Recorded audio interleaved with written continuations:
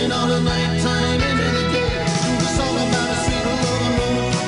Do the song about the night. Really do the walk of life.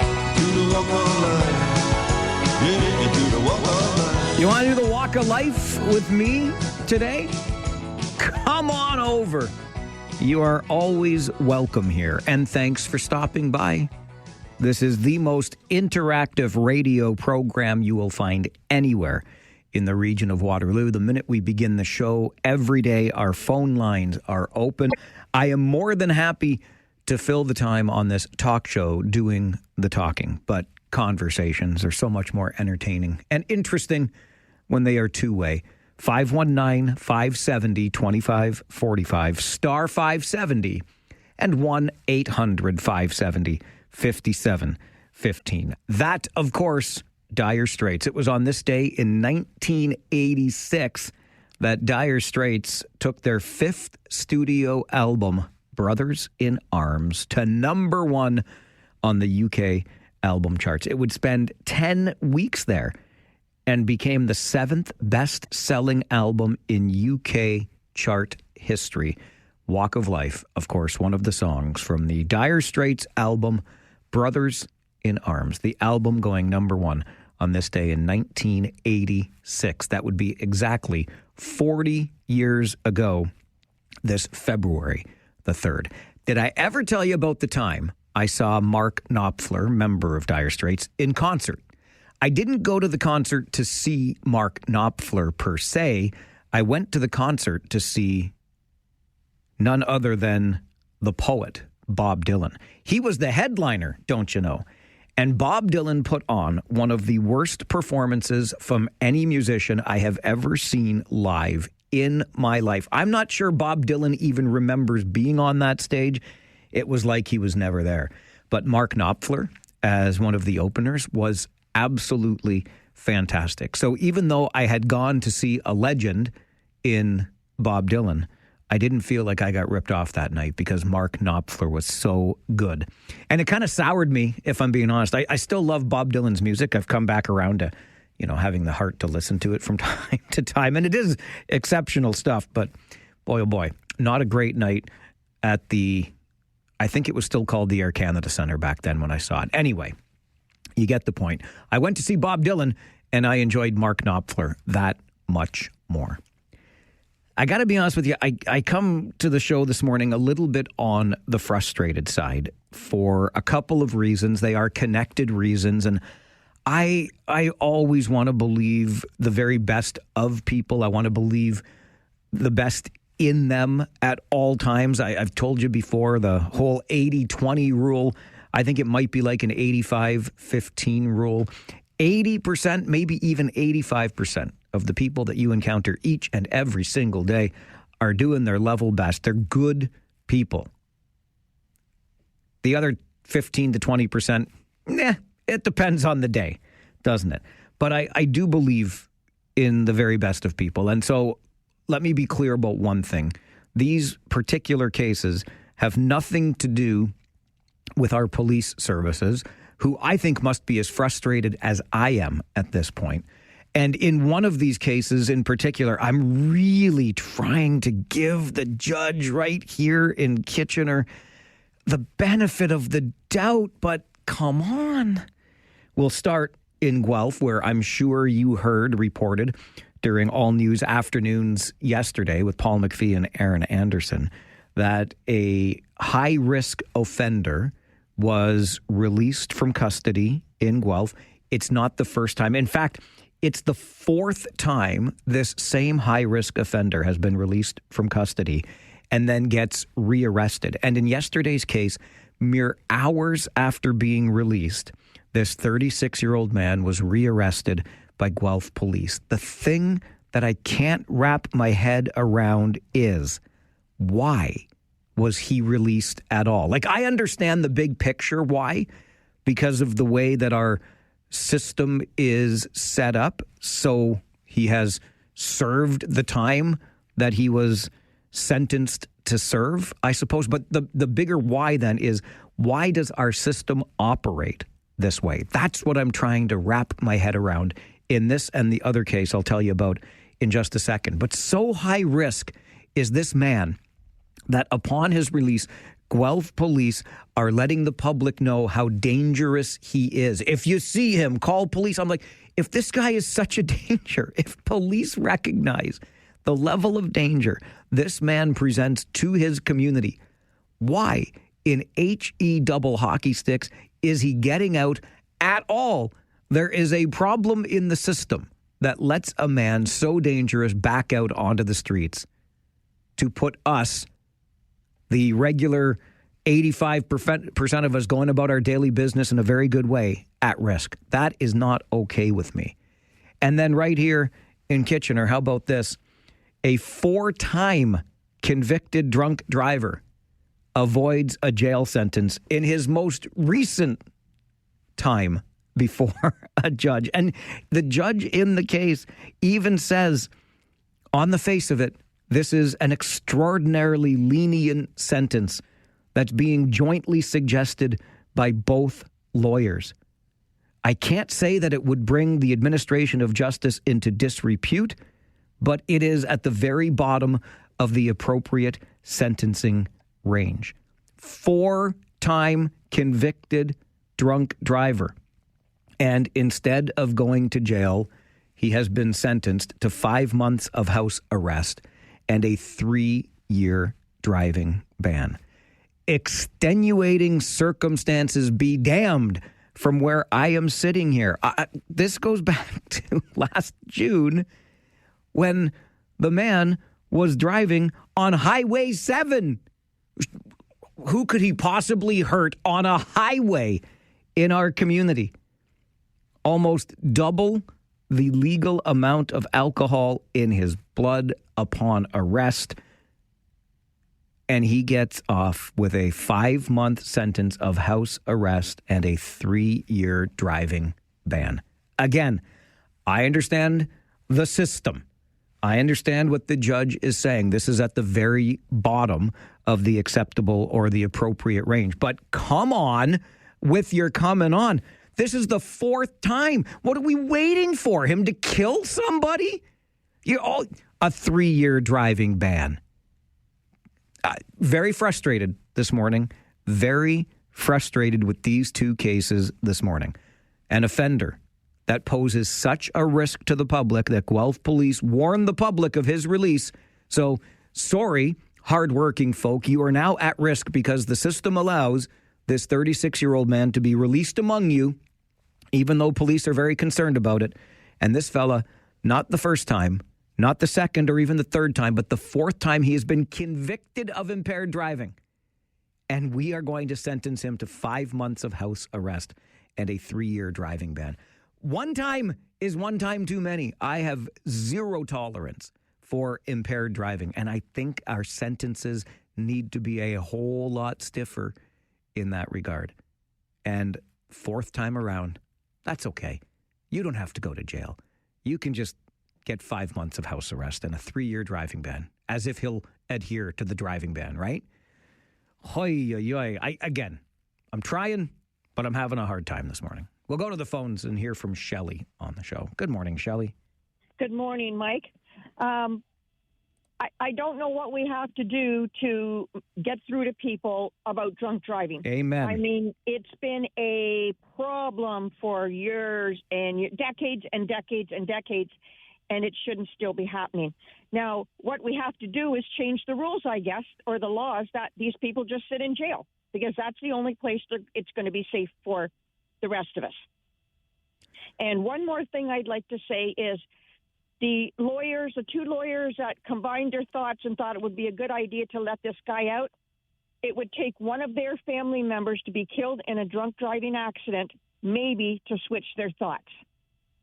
Shelley, that's all I got to say. All right. Thank you. Thank you. That's an excellent point. How about this? How about from now on, because these lawyers seemed to think that this was an acceptable sentence, how about every time this guy drives, because he will drive again, even let's just say he adheres to the full 3-year ban, that's fine. Every time he drives, one of the lawyers has to be in the car with him. Go ahead. You take your own damn chances. Put him back out there to menace everybody else. 4 times! 4 times he's been convicted of drunk driving. Walter, good morning. Good morning, Mike. Yeah, I think that all these people, have they been named, like, in the public? Oh, yeah. Okay, so let me see if I got the name of, maybe not the drunk driver. I didn't go that far. But the violent offender is Madhani Johans. Okay, so why aren't they naming the judges? Oh, the judge's name too. I just didn't want. I'm trying to be kind to her, Pamela Borghesian. Who cares about being kind to her? I'm trying because isn't Walter, doing her job there, buddy. Listen. I'm just trying to tell you. Like I'm trying to believe in the best of people and in people, but I think Justice Pamela Borghesian got this one way wrong. Yep, and so like that leans me towards an elected of judges that are accountable, like to the electorate. All right. Because if you have people that are living in a community where these sorts of people are being released, they're going to get their their back up, and they're going to say, okay, like if that's the way you're going to sit on the bench, hey, you're not sitting on the bench anymore. No more of these appointments, as far as I'm concerned. One of the other problems here, Walter, is that some way, somehow, the system allows for this sentence to be issued. Like, as the judge said, this is at the very bottom of the appropriate sentencing range. But this even exists as an option, which I'm here to tell you should not. One and done. If you drive drunk, it's over for you. Turn in your keys. Okay, so why did the guy have to go all the way down to the bottom on the low end? Why didn't he go to the high end? That's what I mean. But that's what I'm saying. So that's accountability to the judge. Right. Okay. Fair enough. Yeah, I got you. Bye. Okay, bye. I hear you. What I'm saying is one of the other problems here is that such a lenient sentence even exists.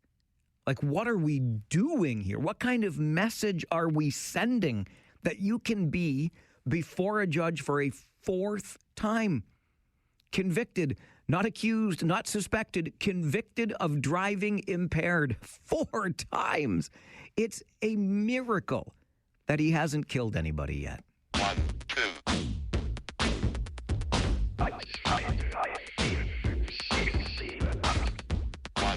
Let's get your Farwell Show 5 for this Tuesday morning, the 3rd of February. Number 1, former Waterloo City Councillor and City Treasurer Bob Maven has passed away. Maven lost a long battle with cancer Sunday at the age of 78. Flags at municipal buildings flew at half-staff yesterday in Waterloo in Maven's honor. Number 2, former Cabinet Minister Bill Blair will resign his seat in the House of Commons to take on a new role as Canada's High Commissioner to the United Kingdom. Blair's appointment to London will vacate his seat in his Toronto riding of Scarborough Southwest. Number 3 on your Farwell Show 5 this morning, Toys R Us Canada facing another lawsuit from a landlord that says it terminated the retailer's lease after it failed to pay rent. RioCan Holdings says in a new court filing that the toy store chain did not pay rent last month for a space it occupied at the Lawrence Allen Centre in Toronto. Number 4, condolences and tributes pouring in after 3 junior hockey players in Alberta were killed in a vehicle crash on their way to practice. The Humboldt Broncos posted condolences for the Southern Alberta Mustangs hockey team. The crash yesterday, of course, stirring up memories of April 2018 when a bus carrying the Broncos collided with a semi-truck, killing 16 people and injuring about a dozen others. The Calgary Flames and Toronto Maple Leafs also paid tribute to the 3 players with a moment of silence before last night's game. And number 5 on your Farwell Show 5 this Tuesday morning, the NFL is facing pressure to take a stance against the Trump administration's immigration policies ahead of the Super Bowl on Sunday. Over 184,000 people have signed a petition urging the league to denounce Immigration and Customs Enforcement's potential presence at the game. Immigration and Customs Enforcement would be ICE. The group, called Move On, plans to deliver the petition to the NFL's New York City headquarters today. And that is your Farwell Show 5 for this Tuesday morning.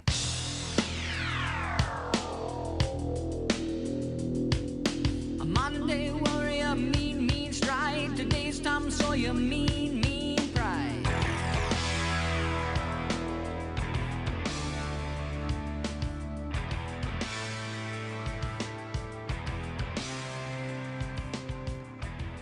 All right, it is that time of the morning where we take a wee break and come back with your morning wake-up call. Either you can make it or I will. And I'm just thinking on that point about the pressure the NFL is facing to take a stand against the Trump administration's immigration policies ahead of the Super Bowl. We had an awards show, of course, on the weekend where musicians and other entertainers were telling us very much what they thought about the state of the world. They waded into political waters.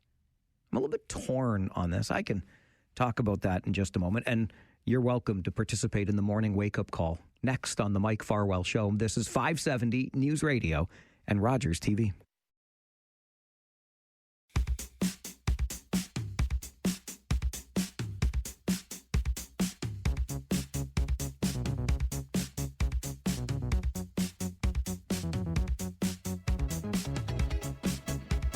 The minute we begin the show every day, our phone lines are open to you because this is the most interactive radio program anywhere in the community. And this is the time of the show we reserve for our morning wake-up call. Let's go to the phones. Reed is with us. Good morning, Reed. Good morning, Mike. How are you? I'm all right, thank you. How about yourself? Not too bad. I got to say, you brought up a topic that's pretty close to my heart about this four-time drunk driver. Yeah. I'm on the road pretty much every day of the week, and I see it all. I've seen bad accidents. I've seen countless wonderful police members doing roadside sobriety tests, and it comes back down to the key issue of who allowed this guy to get a license again after he's been convicted for the fourth time. And my question is, where is the lifetime driving ban sentence? Amen, Reed. I could not possibly agree with you more. I think it's a one-and-done offense from where I'm sitting. And I'm glad you brought up the work that police services do out there conducting roadside sobriety tests, those ride programs, et cetera, because they must feel like all their work goes to waste. You get a conviction, and then this is what you get. Like 100%. It comes back down to common sense. You drink, you can have a taxi, you can call ahead, you can call to a ride, you can call an Uber, you can get the bus, or plain and simple, leave your car at home if you're going to be drinking. Exactly. It's plain and simple. Reed, you are a smart man. I hope you call this show again sometime. Well, you bring up these issues, and my heart goes out to them. There's been too many innocent people's lives ruined by this stupid mistake. Absolutely true. Absolutely true. Thanks for the call this morning. You have a great Tuesday. You too. Stay safe out there on the roads, because Reed, thanks to this judge's decision in Kitchener, is now at greater risk. By the way, when I was telling you about that story, it was mid-afternoon in June. Okay, so it wasn't a Friday night after the bars let out or anything like that. This is a guy driving drunk in the middle of the afternoon on a June day, on Highway 7, no less. Just imagine going about your everyday business, beautiful June afternoon. June's coming again. It'll be nice out there instead of this rotten weather we've been having lately. And you encounter a drunk driver. Like, to me, it is a wonder that this hasn't happened before. And as Reed points out, there are so many other options. So many other options. It is inexcusable today.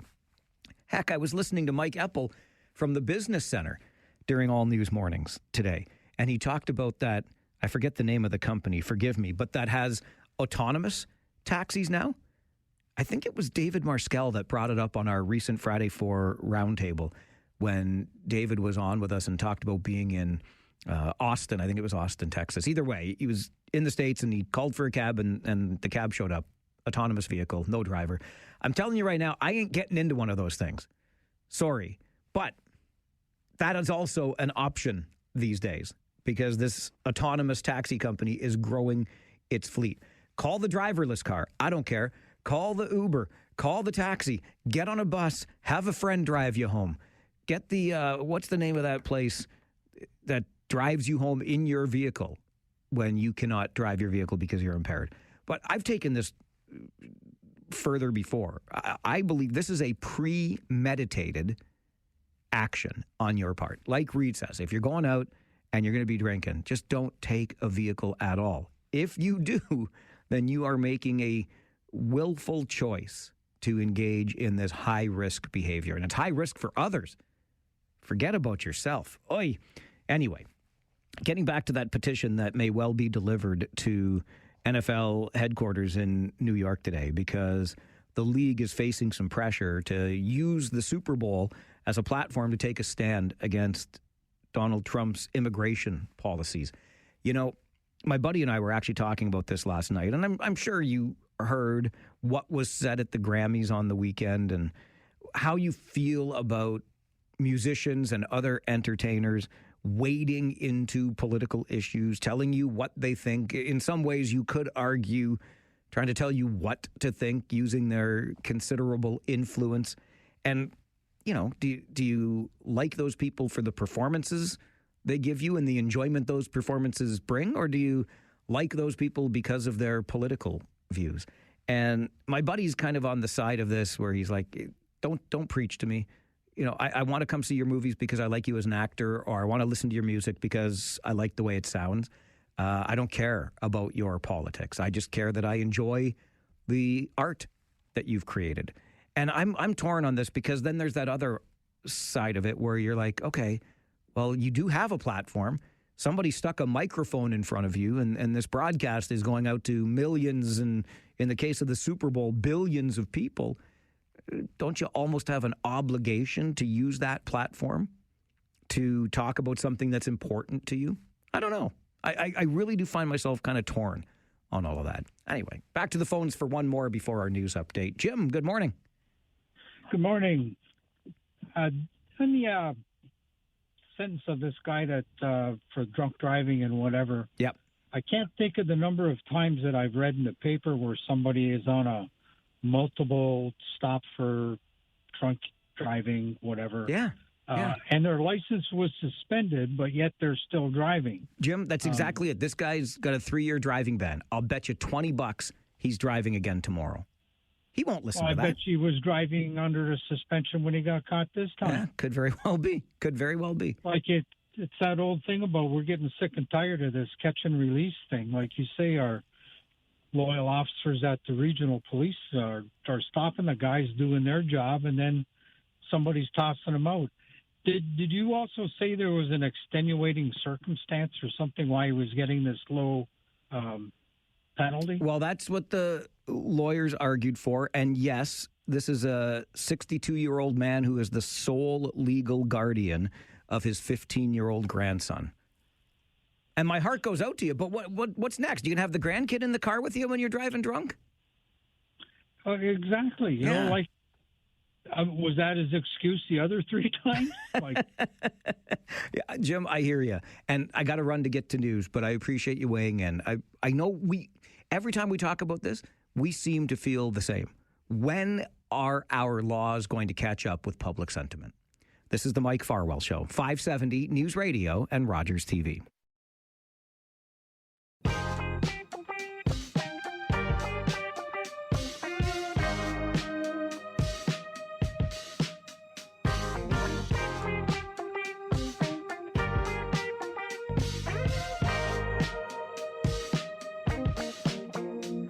Well, that was easy, wasn't it? Easy for Pierre Poilievre to survive his leadership review. He did so with flying colors, 87% support for the federal Conservative Party leader. This despite he not only lost the federal election for the party, which was a fate that befell the last couple of Conservative leaders, and they didn't get a chance to run it back, so to speak, to run in another election for the party. But not only did Pierre Poilievre lose the election to Mark Carney, but he lost his own seat. Still, Conservatives seem to think Pierre Poilievre is their guy. Our go-to guy in situations like this is a retired professor of political science from the University of Waterloo. Peter Wollstonecroft joins the show. Good morning, Peter. Good morning, Mike. What do you make of the overwhelming support for Pierre Poilievre's continued leadership? Well, I can come at it in many different ways. Happy days at the outset, I will say. It used to be said that when the Conservatives gather in convention, they circle the wagons and fire inwards. There was very little of that at this event, so it was happy days. And they avoided some flashpoints. They did not pass a resolution dealing with abortion, so that takes presumably that off the table in terms of political issues in the forthcoming election, whenever that may be. And they didn't go in favor of conversion therapy and that kind of stuff. So they avoided some of the social conservative hot issues. Obviously, Pierre Poilievre is presenting a moderate version of himself, and I would say he's doing a pretty good job of it. How long it will last, and the big question is, does the dragon lose his fire breath? I mean, he for many years he's been very, very combative and a master of the three-word slogans, but and I think people were not happy with that. So the party recognizes that. So he's presenting himself in a different way. Are people convincible? I just ask the question. I don't answer that question. Well, and also, sure. I do want to say, I don't think the word or phrase President Donald Trump was used by Pierre Poilievre. So he's avoiding the big elephant in the room, as they say. When you say are people convincible, you would mean the electorate more broadly, right? Because clearly conservatives are very convincible. This is a very strong show of support for their leader. Yes, let it be said, it's in Calgary, which is the center of the Conservative Party in terms of numbers of people and MPs and so on. It'd be a different number if it were that convention being held in Halifax or Quebec or even Ontario, and I don't. There were about 2,500 people there, as far as I can tell, which is not a great number, but nonetheless, yes, it was a happy gathering, a lot of enthusiasm. But these are the true believers. So every party has this dilemma or has this existentialist question: how can we grow from where we are? Now, the true believers like to say, oh, we believe in our principles, so we're going to die for them. And the people who are not conservatives will say, well, I'm not too sure I like these principles, or maybe I'm thinking about something else. So if you're not the government party, then you have to add to your coalition. And in the last election, the last election was a remarkable election in that the two parties garnered up almost 85% of the vote cast. That has not happened since before 1921. So that was a remarkable election, and will that happen again? Well, I heard some commentators on the weekend saying, asking the question, are we in a two-party system? And I think the answer is not likely. So each of the Liberals and Conservatives will all likelihood lose votes next time round. Which party will lose the most? So you think there is a stronger NDP on the horizon? Yeah. No, from the Conservatives' point of view, as we speak, they don't have any real enemies on their right flank. The separatist types in Alberta are a bit of a problem, both from the point of view of national unity and from the point of view of the Conservative Party. The Liberals have the NDP, the Greens, and the Bloc, so they're more vulnerable from that perspective. And if I were a conservative strategist, I might be feeling very comfortable from the point of view that we, the Conservatives, don't have enemies, while the Liberals have three, the ones I've just mentioned to you. But I don't think the People's Party of Canada is a threat to Pierre Poilievre, so I eliminate them. And, in fairness, in talking about this, Peter, it hasn't been the Conservatives' way for a little while. If you lose the election, then we lose you and move on to a new leader. So Pierre Poilievre will get that second chance, so to speak. In fairness, you talk about that 85% support that both the Liberals and the Conservatives garnered to combine in the last election. It was a very good showing. It was a much stronger showing for Pierre Poilievre this time around than it had been for Aaron O'Toole previously. Yeah, the last few elections, the Conservatives had a higher popular vote than the Liberals, but this time it's the other way around. So the Liberals did a better job of bringing in people who were concerned about the big question, like what do we do with Donald Trump? And they got more of those people than did the Conservatives. So, I mean, my view is that we'll return to the traditional pattern of Canadian politics since 1921, which is we have a multi-party system. So which party is vulnerable? So as I was thinking about this interview this morning, I thought, well, I think the Liberals, in a sense, are the most vulnerable because, as I say, they got the enemies on their left flank. The Conservatives are vulnerable because they have a great deal of difficulty addressing Donald Trump.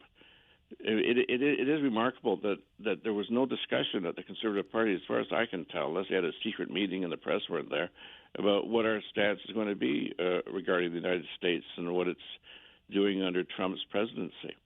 And that's why there was so much interest in enthusiastic interest in Carney's speech in Davos, because he laid out a view of what the world looks like today, and all the Conservatives could say, well, that was a well-crafted and well-delivered speech, and what are we going to do next? So that's not a very strong position. So both parties have these big questions. The Liberals, what do we do with our opponents on the left? The Conservatives, what do we do to make Pierre Poilievre more appealing? And people have had a long time to get used to him, and the polls are very clear that particularly women do not care for him at all, and so that's a real problem because it's sort of locked in a view that they have, and what do the Conservatives say about Trump and his aspirations for Canada? I mean, he's now referring to Carney as Governor Carney, and what is he? We cannot. Nobody knows what he's going to do, and will Canada be in his sights? Well, I think very much so. That could be the case. And so, what do the Conservatives do about that? I thought Pierre Poilievre's speech at the convention was a very good speech, focusing on those affordability sort of dinner table issues, if you will. Do the Conservatives, though, Peter, despite this support for Pierre Poilievre, want an election soon? No. I didn't think so either. That's my closing point. You stole my closing point. I'm sorry, sir. I'm sorry. Oh, my goodness. This is outrageous. Now, look, so what I was going to say is this is really extraordinary. The Conservatives are praying that they don't have an election, and the Liberals are praying that they find some way to have an election without looking like they're greedy boys and girls. Yeah. And the reason the Conservatives don't want an election is that they know the public opinion polling was remarkable in the last 2 weeks. Now, will it last? Probably not. But, Mark Carney got excellent reviews, and I was astounded at the amount of coverage in the international and the world press that he got when he was in Switzerland and giving his speech in Davos. When was a Canadian Prime Minister given that much attention and applause? Usually people are thinking, I got to get to the washroom. I want to go, what's for lunch or whatever. They were listening. Peter, it's always an interesting conversation. Thank you very much for being here this morning. Oh, my pleasure, and thank you too. Enjoy your day now. Bye. Bye-bye. Peter Wollstonecroft is a retired professor of political science from the University of Waterloo. He and I are of like mind. Despite the strong support, 87% of Conservatives voted to keep Pierre Poilievre as their leader. I think that's to be expected. Despite not winning the election itself or even his riding, Pierre Poilievre had a very good showing, or the party had a very good showing in the last federal election. However, the Conservatives don't want an election anytime soon, do they? Peter and I seem to agree that they most certainly do not. If you see it differently, always happy to hear your thoughts on that. But more generally, and you heard Peter talk about how Pierre Poilievre's image has not yet warmed him up to female voters. But I do wonder, despite the strong showing last time, if Pierre Poilievre is the man to lead the Conservatives to another election victory. Is he the next Stephen Harper, in a sense? Because, of course, Stephen Harper was the last Conservative leader to lead that party to electoral victory. Is Pierre Poilievre the man? Can you envision a future with Prime Minister Poilievre? Would love to hear your thoughts on that. 519-570-2545, star 570, and 1-800-570-5715. We'll take your calls after this timeout on the Mike Farwell Show. This is 570 News Radio and Rogers TV. Obviously, Pierre Poilievre is presenting a moderate version of himself, and I would say he's doing a pretty good job of it. How long it will last? The big question is, does the dragon lose his fire breath? For many, many years, he's been very, very combative and a master of the three-word slogans, and I think people were not happy with that, so the party recognizes that, so he's presenting himself in a different way. Are people convincible? I just asked a question. I don't answer that question. Axe the tax. Stop the crime, fight the crime, build the homes. Those were the three-word slogans. I'm forgetting one in there. My apologies for that. It feels like forever ago we were in the midst of that election campaign. And really, I say that because the campaign seemed to start well before former Prime Minister Justin Trudeau resigned and made way for Mark Carney, and we all know what happened after that. Like a phoenix rising from the ashes, the Liberal Party found its way back and now into an 11th year of governance here in Canada. That was Peter Wollstonecroft, of course, retired professor of political science at the University of Waterloo, joins us to talk about the Conservative Party convention this past weekend that saw overwhelming support, I will call it, 87% supporting Pierre Poilievre to lead the Conservative Party into another election. And I wonder what you think of the Conservative Party's chances with Pierre Poilievre at the helm. 519-570-2545, star 570, and 1-800-570-5715. I think the challenge before Conservatives right now is formidable, because it would be fair to say that Prime Minister Carney and the Liberal Party lifted a whole lot of things out of the Conservative Party playbook on the way to their most recent election win.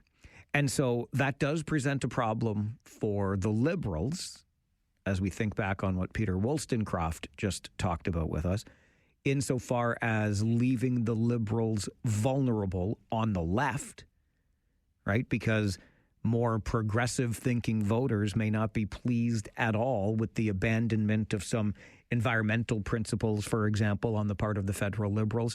So some of that vote could be eaten away by a stronger NDP. I remain unconvinced on that front, if I'm being perfectly honest with you, not because I think that Mark Carney should be forgiven for abandoning some of those principles, but because I don't see the NDP's way back to relevance federally. I could be way off on that, but that's just my sense right now. It was such a beating that they took, and I don't think that the odor of Jagmeet Singh's leadership dissipates that quickly. That's just my hunch as far as that goes. But on the Pierre Poilievre side of things, how do you now eat away at what the Liberals have established and will now build upon the longer it takes to get to the next election? I think time really is what's on Pierre Poilievre's and the Conservatives' side here, because the longer somebody is in office, the less popular they become. Again, you heard Peter Wollstonecraft reference that speech in Davos by Prime Minister Mark Carney, which has gotten all kinds of positive press for Mark Carney himself and the Liberal Party. So popularity polling right now is favoring Mark Carney. Over time, obviously, the memory of that speech will fade, and the longer you are in government, the less popular you become. It just seems to be the way it goes, except maybe for Doug Ford in Ontario. I don't know. 3 consecutive majorities, which with each one being stronger than the last.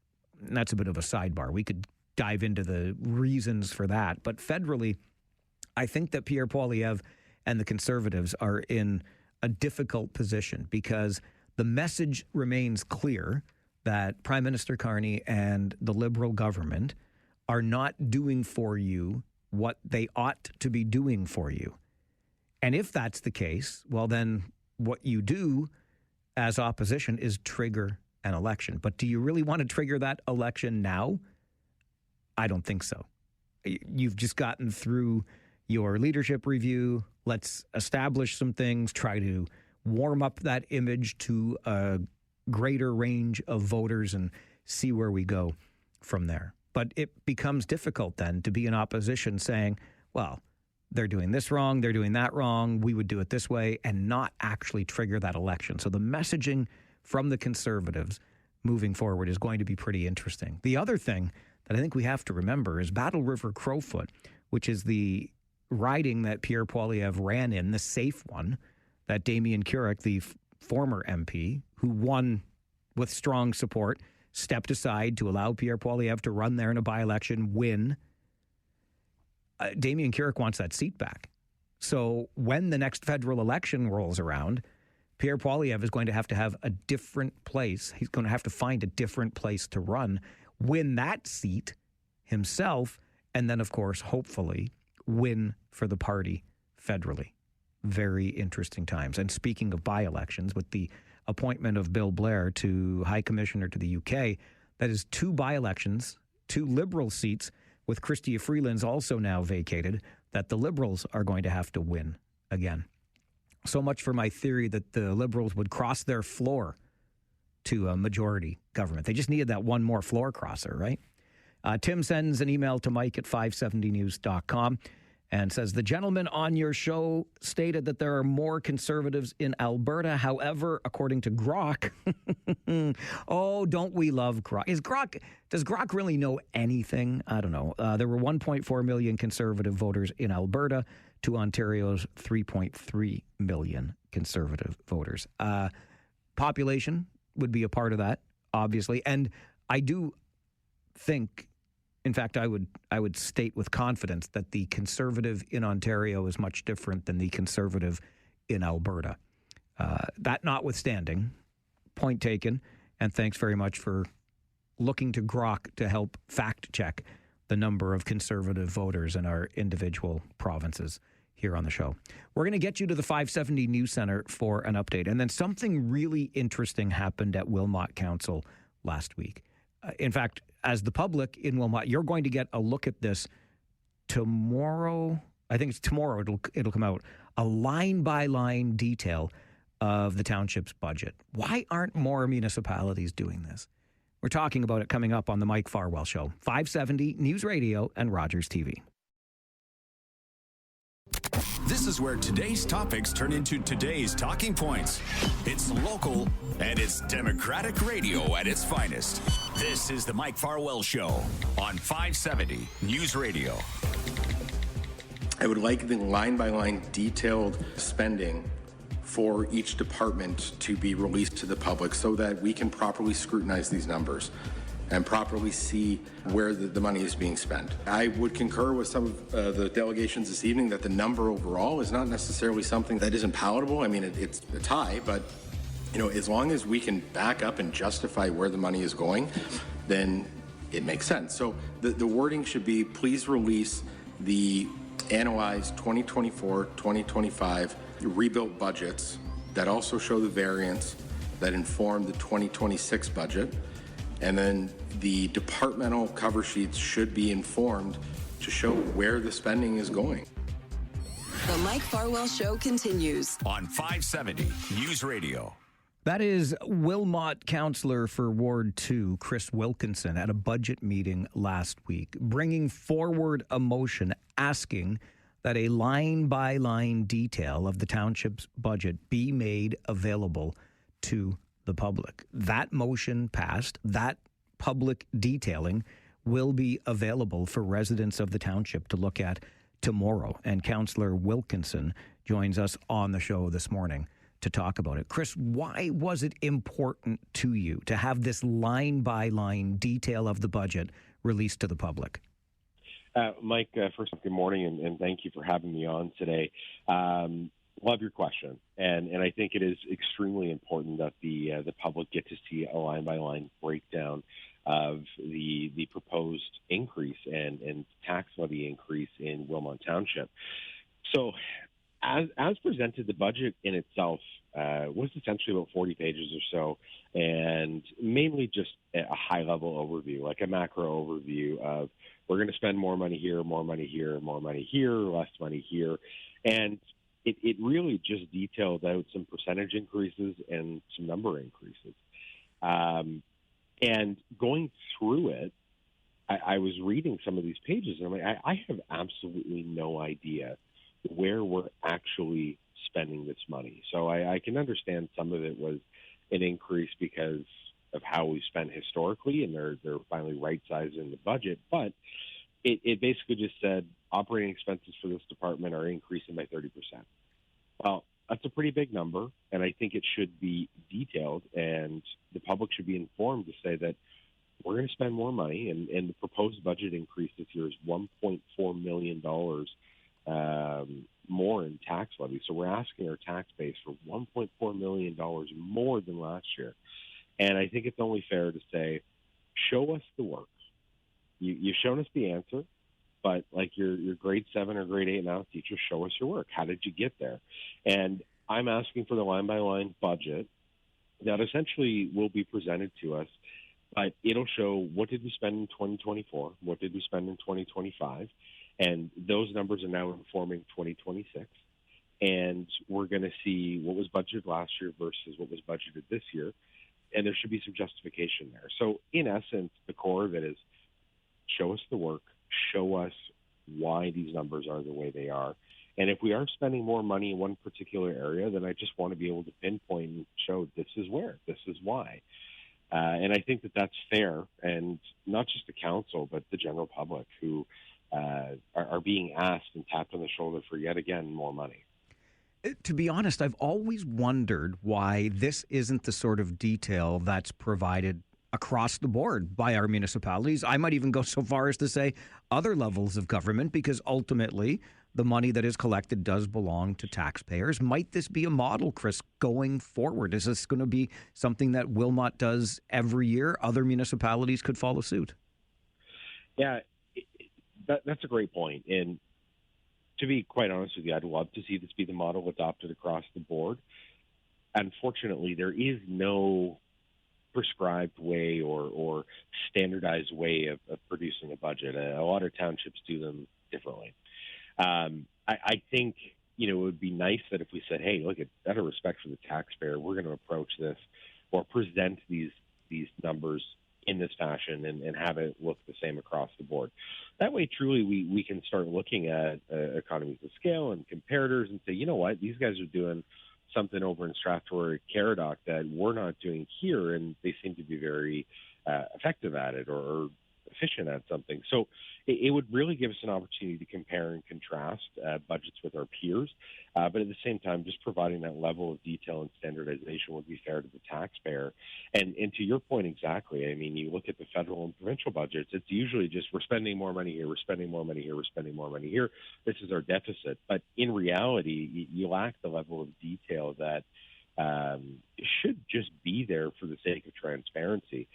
Not everybody is an accountant. Not everybody's going to want to read the full budget. However, to your point, it's taxpayer money. We work hard for these dollars, and we don't really get a say other than every 4 to 5 years in an election to really influence how this money's spent. So to at least be able to look at the numbers and understand them, or be able to ask questions about them that are informed, would be, that would be great. And that's the minimum I would ask at this point. One of the areas, the line items that the public will not see an increase in is council and mayor salaries. Is the decision to not take those increases, Chris, an acknowledgement of the challenges that the township faces financially? Yes. I think what my peers and I have done is, I think there's pros and cons, to be quite honest with you.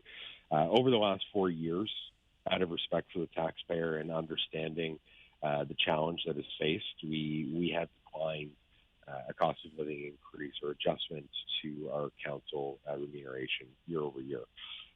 So our pay has stayed stagnant, and we have not taken raises. It to be quite frank with you, is in essence ceremonial to a certain point, because the dollars over the course of, say, 4 years across 5 councillors is approximately $16,000 in total, accumulated and consolidated over those 4 years. So it's a pretty small number when you look at the overall tax levy and operating budget. But, we've looked at it and said, yeah, it's an acknowledgement. This is not something that we should be doing. We don't want to be seen to be doing. We're not doing this for the pay. We're doing this to love our township, and we generally want to make it better and make decisions on behalf of our constituents. And on the flip side, just a brief comment on that, we want to make sure that we're attracting candidates to these roles in the future. And one of the ways that you do that is you offer a compensation. So, the double-edged sword here is that, yes, on one end, we're showing respect for the taxpayer, but on the other end, we're not increasing pay in line with where our peers are, or maybe where the compensation should be for council. So we want to make sure that we discuss this again in the future, and we're going to have the opportunity as a council to make a decision on what compensation will look like for mayor and council in the next election cycle. So not this current term, but rather we're going to have the conversation before the election. An election will take place, and then that next term of council, which could be made up of new councillors, it could be a mix of some of the same, could be the same, will essentially have a decision made for them from this council. I hope that makes sense. But it certainly does, and I think it's a valid point to bring forward, that at some point there may be some sort of catch up here relative to peers, and I think it's important to let the public understand that may be coming down the road. Yeah, and case in point, just to share an example, we saw this at the provincial level. There was again, I'm going to say ceremonial compensation freeze for MPPs, and they were not compensated fairly, I think, for the work that they do. And what happened was it was year over year over year of no increase, and you started to maybe see the quality of candidate really decline. And this past year, the Progressive Conservative government basically said, we're catching this up. We're going to bring back pensions, and we're going to increase the pay for councillors. And I think what it does is it will gather the attention of some of the folks that we want to see enter into politics, and hopefully it'll be equivalent or at least close enough to draw some folks into the private sector that we should see in government. Strong mayor powers, Chris, apply even in Wilmot Township, and that would mean a strong mayor's budget for Wilmot this year. How has the process worked for the township? Well, to be blunt, it's not been my favorite.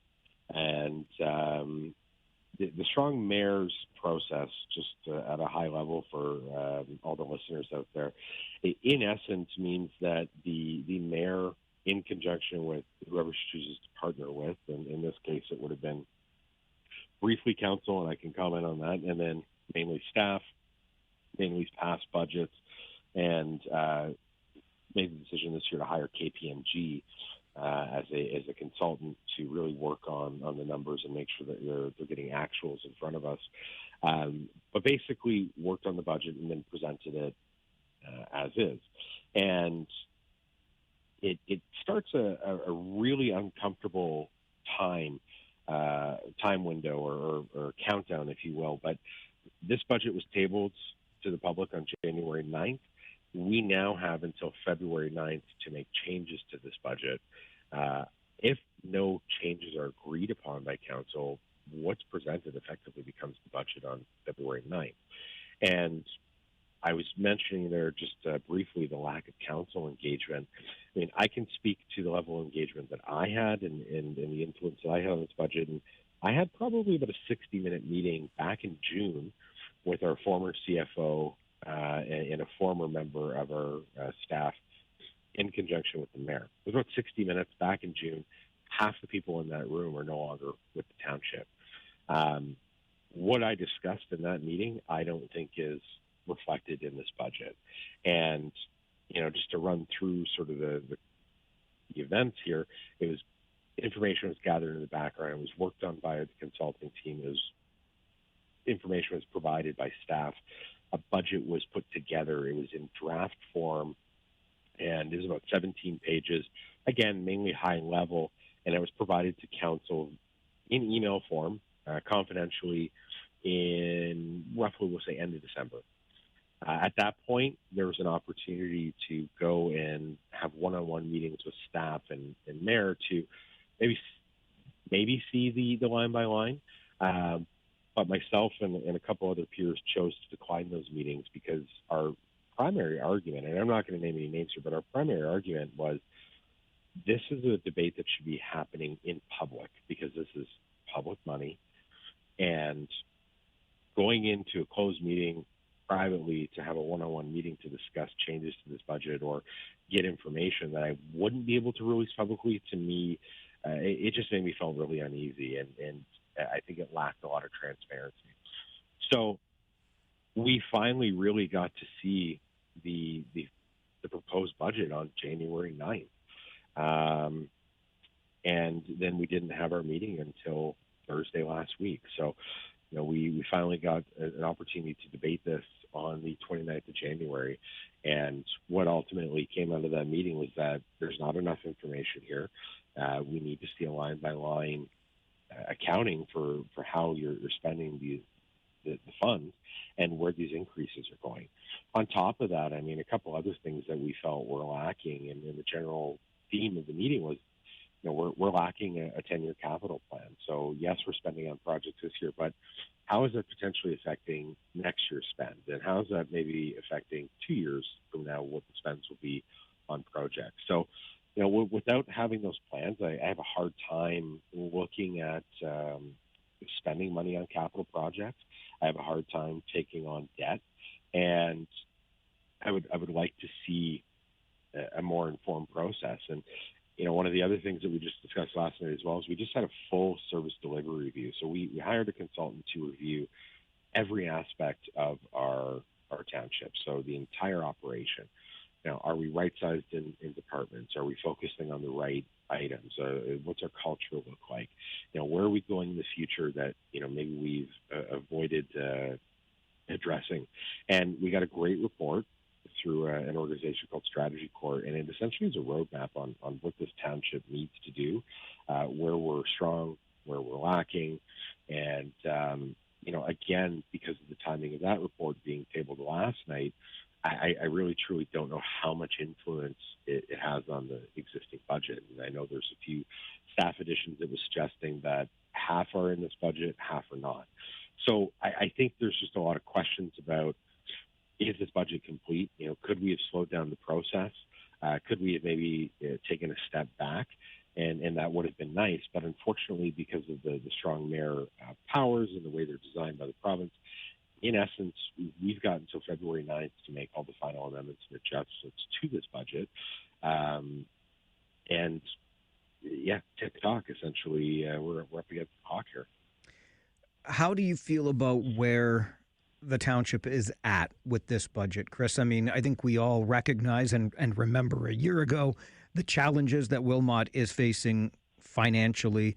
A rather large increase last year into the double digits, looking at 9.22% as you and I speak this morning. How do you feel about where the township is at? Well, I'll be honest, I'm I'm not able to answer that question to the best of my abilities, because I just feel that we are lacking the information. So I think we made some progress last year. I think this year, it's been suggested to me some of the areas that we've invested in, and some of that may put us on the right path, and some of those areas may be investments in the right spots. However, I will be able to answer that question properly on Thursday this week when we receive that full line-by-line detail. So when I can dig into the numbers and look at it, then I'm going to be able to say with a greater degree of certainty that we're headed in the right direction. I don't want to discount, though, the work that our staff have done and our new CAO, Jeff Wilmer, have done to point us in the right direction, reset our culture, and make some of the adjustments that, we're long overdue. So I think in general, just as a comment, not necessarily related to this budget, but in general, we're heading in the right direction. We're starting to make the right changes that I think will make the tax base and citizens of Wilmot extremely happy. However, with this budget, it's lacking the information to honestly tell me that we're investing in the right places right now. Chris, I really appreciate the time on the show today. Thanks very much for the detailed explanation and the time you've made for us. Hey, my pleasure, Mike. Thanks for having me on. And as always, keep up the good work. We truly appreciate everything you bring to this region and all your commentary. So thank you again. Yeah, and to you as well. We look forward to things continuing to move in the right direction there in Wilmot. So it's much appreciated, Chris.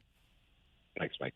Chris Wilkinson is the Ward 2 councillor in Wilmot Township. And I just can't help but think, as I listen to Chris's thoughtful answers and quite frankly, an approach that I can really get behind. I mean, I've wondered for a long time why we don't get line-by-line accounting of things publicly at every level of government, honestly. I mean, nerds like me would spend more time reading it, but I know there's a little bit of a nerd in you, and you'd probably take some interest in doing a deeper dive into these things. And the more I listened to Chris, the more I thought, if that role of Grand Poobah ever becomes available in this region, I think it should be Chris's job, not mine. This is the Mike Farwell Show on 570 News Radio and Rogers TV.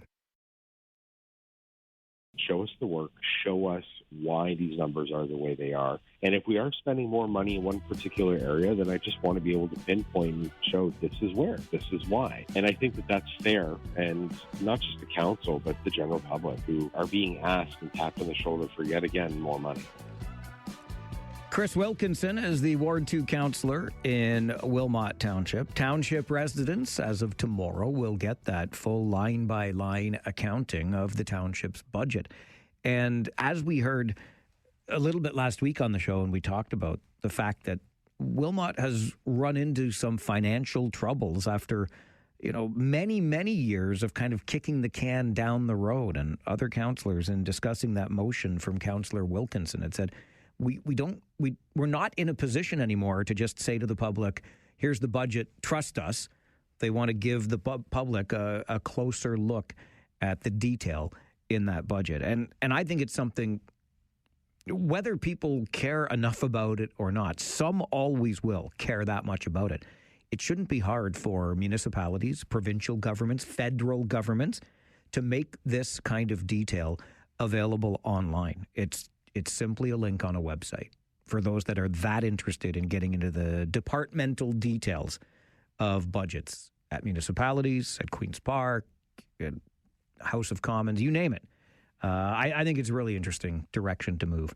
And I'm curious to where Wilmot ends up in all of this.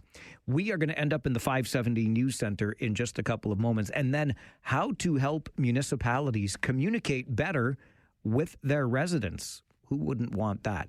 Coming up on the Mike Farwell Show, 570 News Radio and Rogers TV.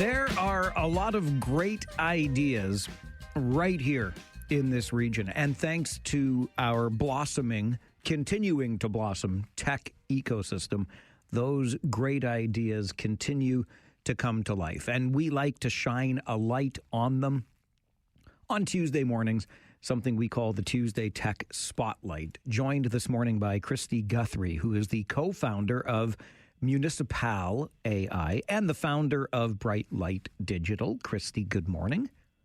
Hey, Mike. Thanks for having me on. It's great to have you here. I want to talk about Municipal AI because this speaks directly to somebody like me who geeks out, nerds out on all things municipal. What is Municipal AI?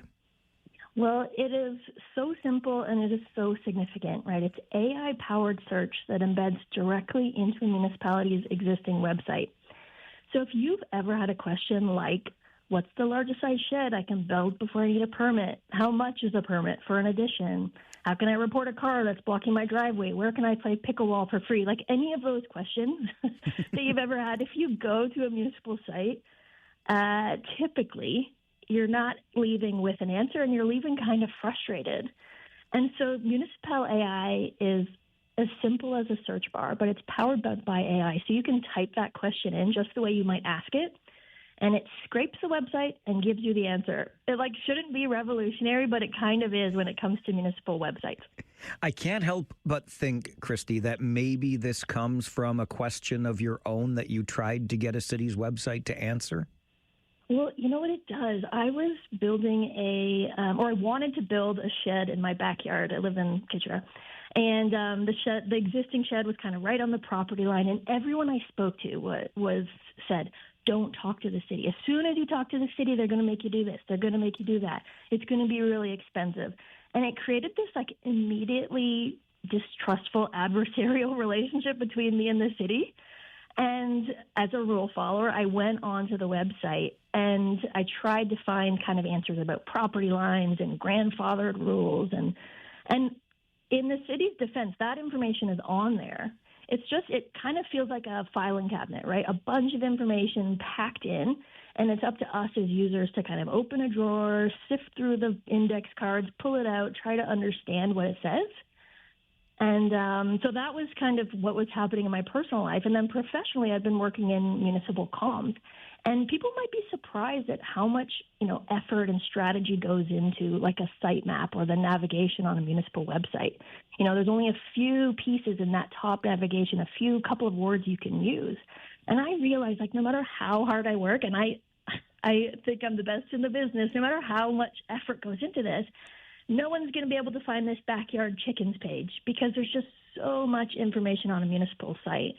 And so it was kind of at the intersection of those two experiences that I called my co-founder, Carrie Fraser, who is an AI expert, and I said, how do we solve this once and for all? You mentioned that Municipal AI will scrape the municipality's website for this answer. So how do you ensure, Christy, that your AI tool is bringing back accurate information? It's not hallucinating about anything. Yeah, it's a great question. So it's a closed-loop framework, meaning that the AI on the municipal site, it doesn't touch or doesn't draw from anything that's not on the municipal site. So it's not connected to Google. It's not connected to anything about the Grammys. It's just the information that's on the site. And then so we use the best LLMs in the business. We scrape just the website.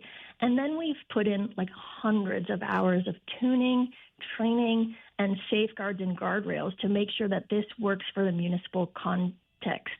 And as long as you're not driving, I would say go on to kitchener.ca right now and check it out. Ask some questions, and you'll see that the quality of answers is really high. It's really nuanced because these questions are contextual. Now, with AI, there's no 100% guarantee of accuracy anywhere. That's why you see a little disclaimer on AI everywhere you use it. So we always say you want to verify, but we train it to 97% accuracy, and then we'll give you the citations on the website where you can go to fill out the form or see the web page that supports the information that the AI is serving you. You mentioned that we could go to kitchener.ca, put this to the test because Kitchener let us know, the city, not too long ago, that it had partnered with Municipal AI to create this new functionality in the website. So as you look ahead, Christy, how do you see the use of such a tool transforming the ways that cities interact with their residents? I mean, on its first in its first iteration, it's literally answering the questions. Very few people go to the city's website to browse, right? You've got a question, you've got a need, you want it answered quickly. And so that's our first priority is ask your question, get your answer. But, you know, it's not there to replace people. And the city's goals aren't to make sure no one ever calls customer service, but rather that if you have a question or a problem that the website can answer, that the folks at the city have the time now to spend with folks who have more complicated questions or need that human touch. But working with the city of Kitchener has been such a joy. Like, it's great to live here and to work with folks who have such a commitment to service and to digital transformation. Like, they immediately understand the idea. Shout out to Councillor Bill Ioannidis, who helped connect us with the city, who immediately get how this kind of nascent, this new tech can help the city. And, I mean, what's coming up next for Kitchener is actually to connect the microsites, so websites like the Odd or iHeart DTK, so that you could find information on kitchener.ca that might be posted on the Odd's website, for example. So we don't have to leave it up to the user to try to know or remember where that information might be housed on the city. I mentioned at the outset, Christy, that we have this blossoming or continuing to blossom tech ecosystem here in the region, and you talked about being in Kitchener, building this in Kitchener. How does this local tech ecosystem help you create something like this and grow in the business? Yeah, it's been a joy to grow this business here in Kitchener and to be members at Communitech. I mean, we get so much value from them and the services, and just being in a community that understands and supports new businesses. It's hard. It's hard to launch, and it's expensive to launch new technology. And so to be in a community that rallies around entrepreneurs and provides really affordable services to startups and supports them. It's been a real joy. You were already a founder, as I mentioned at the outset, the founder of Bright Light Digital, and now you bring Municipal AI under the umbrella. What inspired you to do this even as you continue to work with Bright Light Digital? Well, it's a good question. I mean, this happened relatively by accident. It just was, you know, as I was working in municipal comms through Bright Light, I realized, like, this is a universally frustrating problem, this idea that you can't access the right information on city sites despite it being there. And it just felt too important not to solve. At the end of the day, I think what's important to me as the owner of Bright Light and as the co-founder and the co-owner of Municipal is that it's community building technology, right? This isn't like we have an AI product, how do we sell it to municipalities? This is, there's real problems in the world that AI can solve, and that's where we should be focusing our time. I think that like all the work we do at Bright Light and this AI-powered search that we're doing at Municipal has the power to bring communities together, to build trust, to help people connect. That's what gets me out of bed in the morning. What do you see next for Municipal AI? Yeah, I think it's PDF ingestion, so being able to search PDF files that are on the website. And then in the far future, it's probably really connecting the dots. So not just where can I play pickleball for free, but all the way straight through to booking your court right in that one digital instance.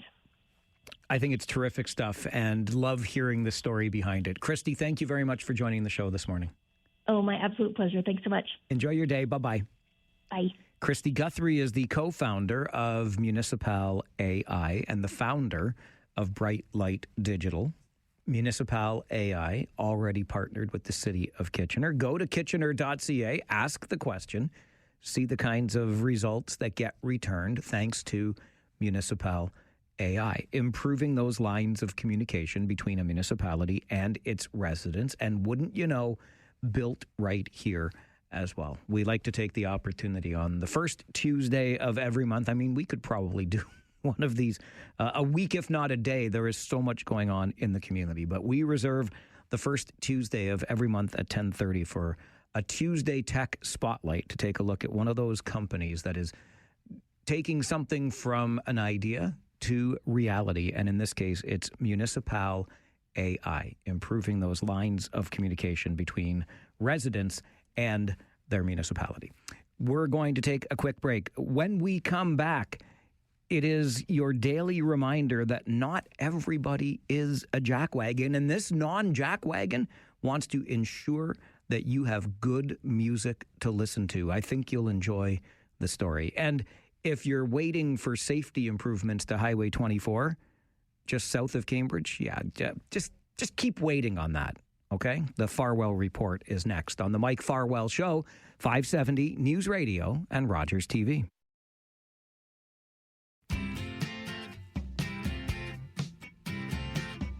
We have finished the first month of the new year. New Year's resolutions. That holiday spirit begins to wear off, but we promised you that on this show this year, the holiday spirit would never go away. We will remind you on a daily basis that there is goodness out there. Your daily reminder that not everybody is a jackwagon is coming up. But before we get there, I forgot to push a button over here. Sometimes I get so upset with myself. Before we get to your daily reminder that not everybody is a jackwagon, that's the button that I was looking for. I have one job. Okay, two. I turn on the button for my microphone. I push that button, and I push this button to introduce you to the Farwell Report. News that you will only get here with our own unique spin on it. And part of the news is about Highway 24, South Cambridge, as you head out of town towards Brantford. Well, it's not getting safer anytime soon. You may remember Kurt Martin. He was on our show last year talking about how dangerous Highway 24 is between Footbridge Road and McQueen Shaver Boulevard. There are several residential driveways there, and homeowners have to enter and exit amid all of this fast-moving traffic on Highway 24.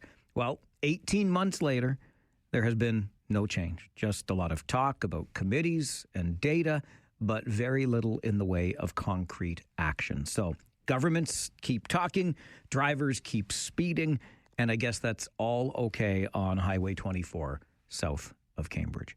Over to Guelph, and there is no more Tim's outlet at Guelph General Hospital. After 15 years, the outlet inside the hospital has closed. The plan is to replace the Tim's with a new cafe and bakery concept featuring locally roasted Canadian coffee. I guess Tim's isn't local enough, owned by that Brazilian conglomerate after all, but we need a coffee shop and a hospital, so one day someone can actually have coffee injected into their veins, right? That's what we're looking for here. And I wonder if you have ever had that neighbor. You know that neighbor, right? Kind of just does their own thing, marches to their own drum. A Mississauga man has won a challenge in Superior Court against the city of Mississauga's weed control bylaw. That bylaw prevents homeowners from growing some plants and grass over a certain height. And the man stopped cutting his grass years ago. Complaints started coming into the city of Mississauga back in 2021, and eventually the city came in and mowed the man's lawn itself down to the height listed in Mississauga's bylaws. And then they billed him for the work through his property taxes. But the man insisted he was leaving his lawn overgrown to protect nature, preserve biodiversity, and address the problem of global warming. And the Superior Court agrees. The judge ruled that Mississauga's bylaw violates the man's right to freedom of expression. The man was seeking almost $2.5 million in damages, but he was not awarded any money. However, he says his relationship with his neighbors has deteriorated, and there won't be any long-term relationships. So the question, is the grass always greener on the other side?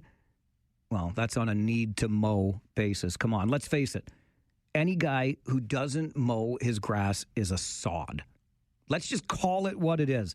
And that's the end of this cutting-edge story. But You will be telling your friends later about the guy who went to court against the city of Mississauga for not cutting his lawn, and he won because not cutting his lawn is a freedom of expression protected by our courts. As for the city of Mississauga, they fought the lawn, and the lawn won.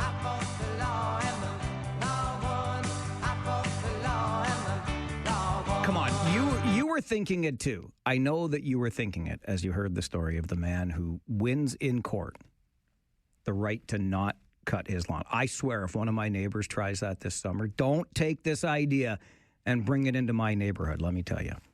Okay, your daily reminder that not everybody is a jackwagon. Like, I might argue this guy in Mississauga, bit of a jackwagon.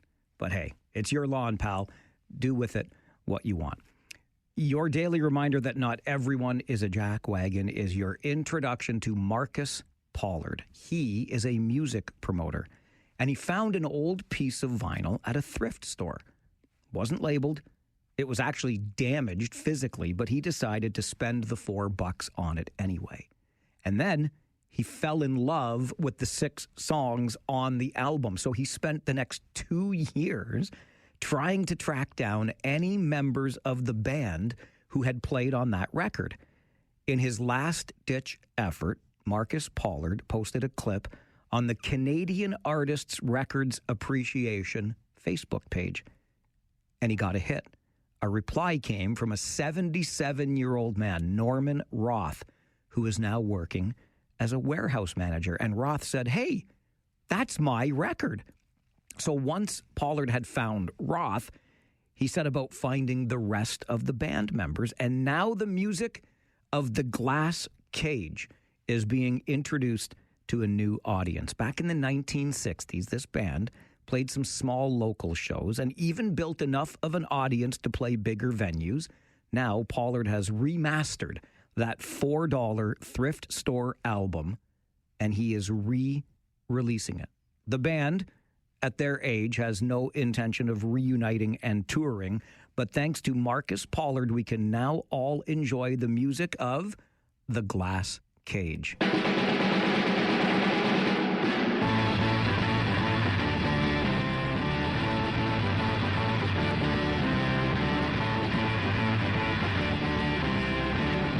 That's kind of got the late 1960s feel to it, doesn't it? It's the Glass Cage's album, Where Did the Sunshine Go? And it is being released later this month. In fact, 3 weeks from today, on February the 24th, you can watch for Where Did the Sunshine Go by the Glass Cage. And it is all coming to our ears thanks to Marcus Pollard and his $4 thrift store purchase. And that is your daily reminder that not everybody is a jackwagon. Just imagine if Marcus Pollard had just bought that thrift store album and never thought anything more about it. He decided he liked that music so much, he was going to make it more widely available and went to all of those lengths to track down the original band members from back in the 1960s. 58 years later, the Glass Cage. Listen for it.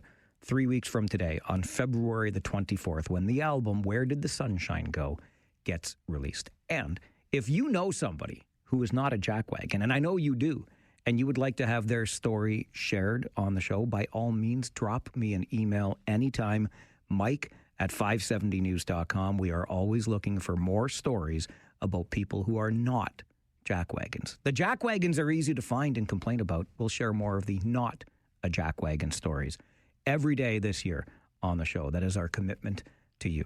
Time to get you to the 570 News Center for an update, and then it is the first Tuesday of the month, and that means you get the chance to have your policing questions answered. Our police leaders join us in studio next for Ask the Chief on the Mike Farwell Show, 570 News Radio and Rogers TV.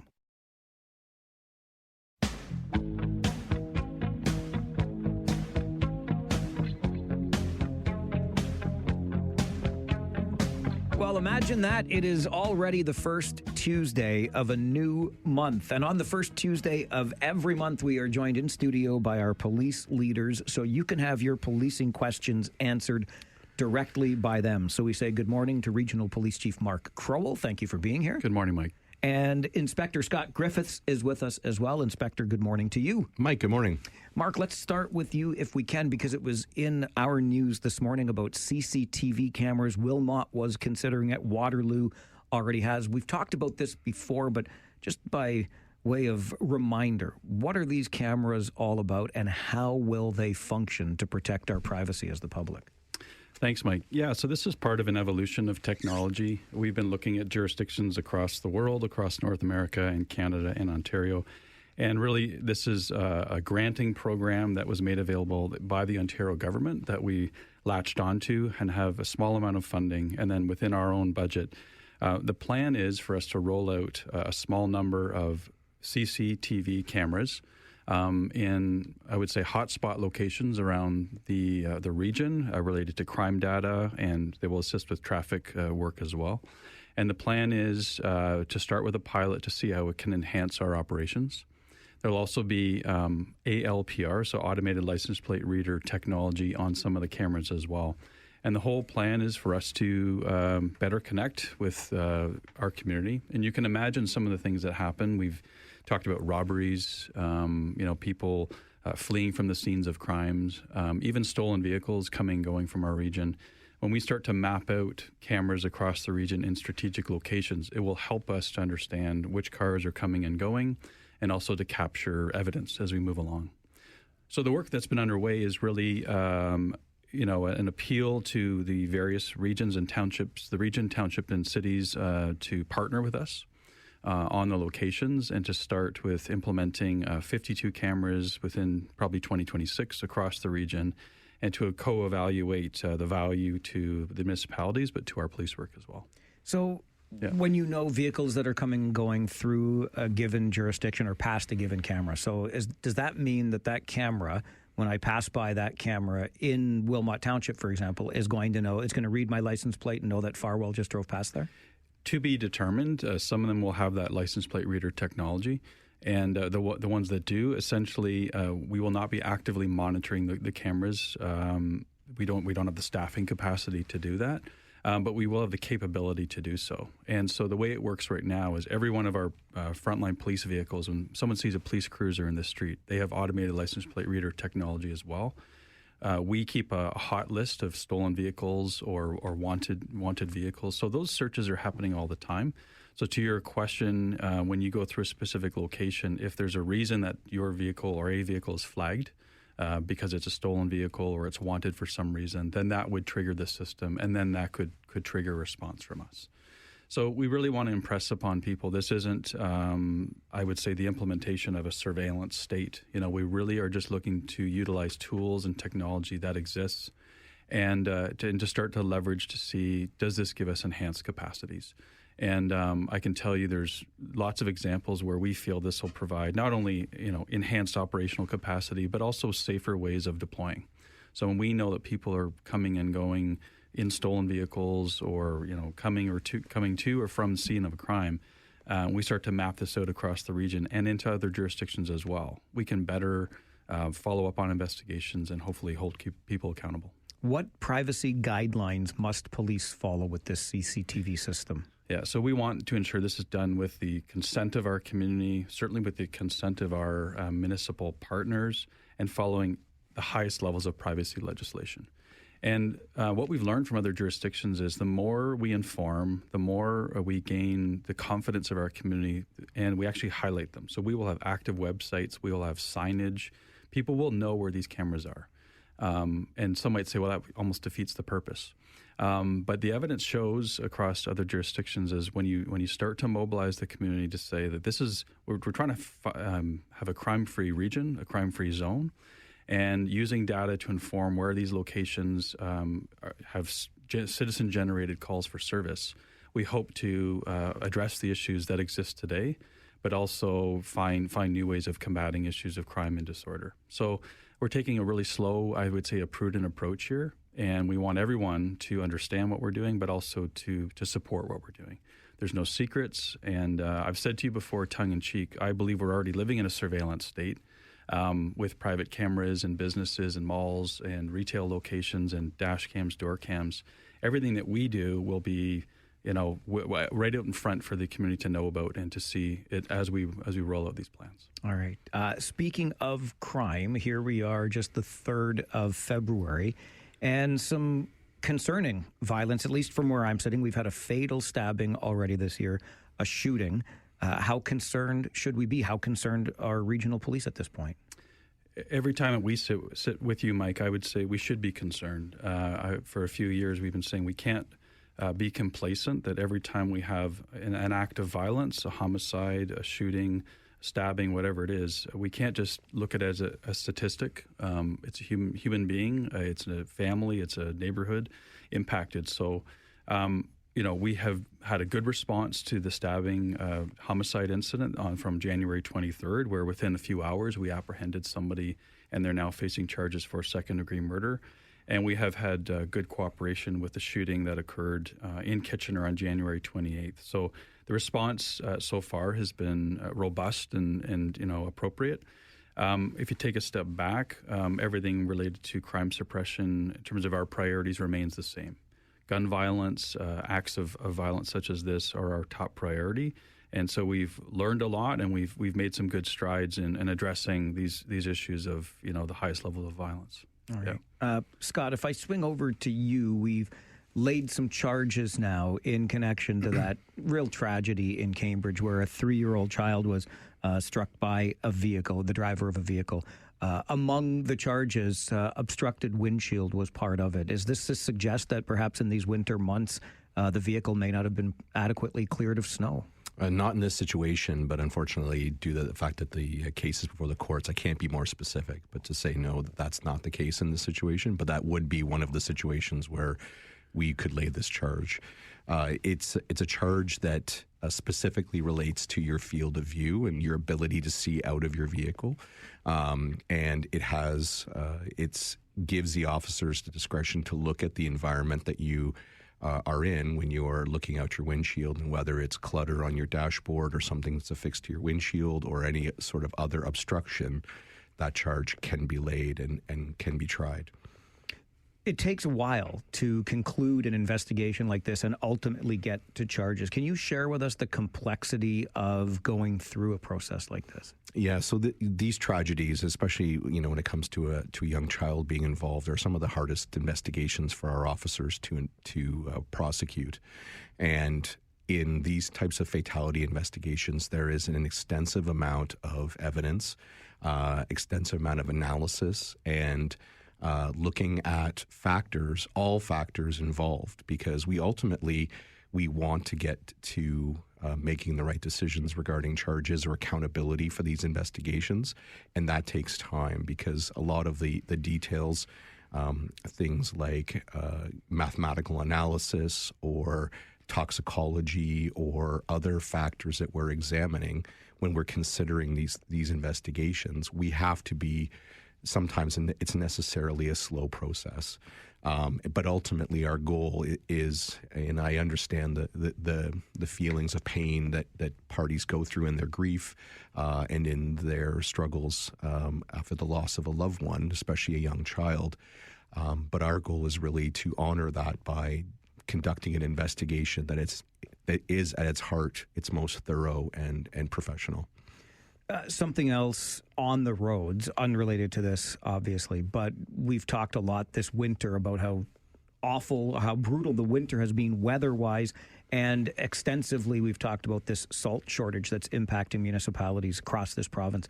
How is that relating to the number of collisions your officers may be dealing with?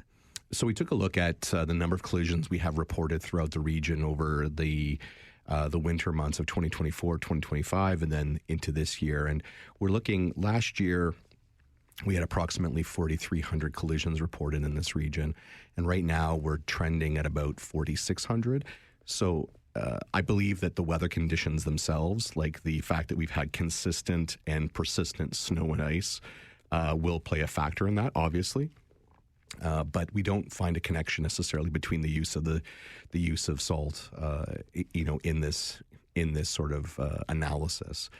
Obviously, our road crews are working very hard to make sure that the roadways are safe and passable for everyone to do, but it also falls back on our drivers and road users to use appropriate caution when necessary. Absolutely. It's one of the things that I feel like we go over it every year, kind of like when we go back to school, Scott, but it's one of those things where in the wintertime, you shouldn't expect to get where you're going as quickly as you usually do. Absolutely. And we have, very changeable conditions from very clear to obviously 5 minutes later, we've got, a snow squall passing through.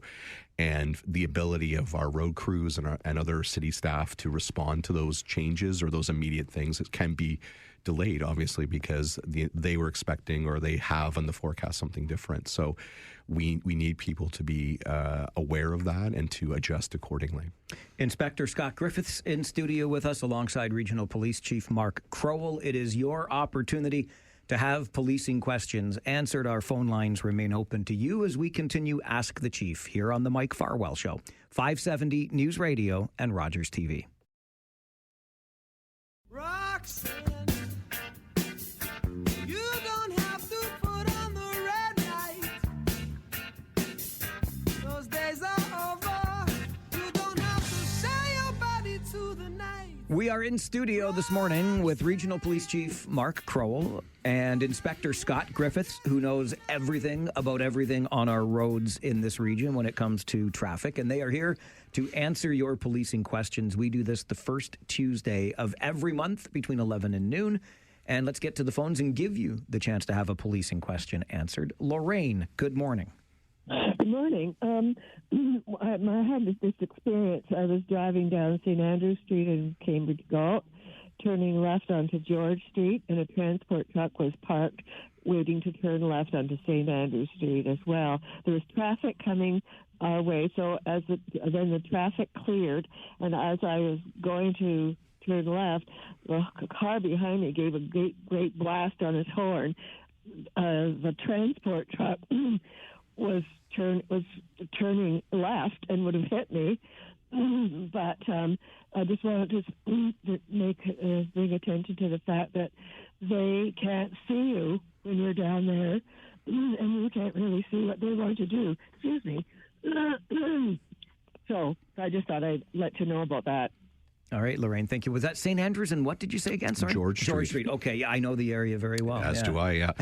Thanks for the call, Lorraine. I really appreciate it. And this goes back to some of the conversations we've been having around our collisions, our fatalities, and other serious ones where we look at everything when it comes to the evidence that we're examining, and that includes the road condition, the road design. That's a consideration in all of our investigations to see whether that plays a factor. So certainly very grateful that it didn't play a factor in a collision in this situation.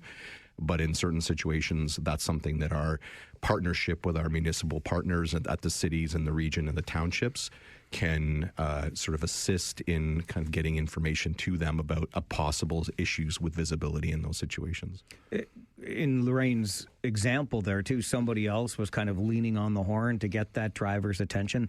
Look, we talk a lot, Scott, about the shared responsibility out there. We always have to, whether you think you have the right of way or you do by law have the right of way, it pays to take extra time. Absolutely. And if you're focused on doing something, sometimes a horn blast like that can upset somebody's attention span a little bit and create sort of a chaotic situation that's will result in something. So we always want to be courteous, try to be obviously observant, and be as gracious as you can to let people do what they need to do. All right. Lorraine, appreciate the call and identifying an area in our community that I'm sure Scott is working with municipal partners on the safety of the intersection itself. Mark, something I wanted to ask you about, because I've been reading from some other police services about their approach to this, and that is the federal government's gun buyback program. How will regional police be approaching the implementation of this legislation? Yeah, there's a couple layers to it. So as of right now, we've not yet committed to what our position is with adopting the program. So it's right now it's a voluntary engagement with Public Safety Canada to help to facilitate the safe transfer of firearms during this amnesty period.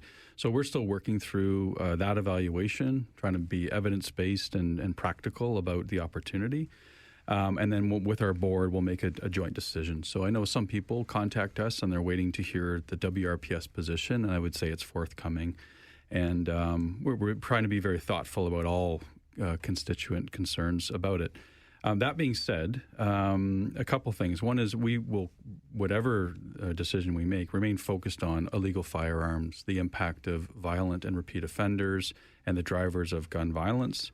That makes up the vast majority of our work when it comes to trying to reduce and suppress crime.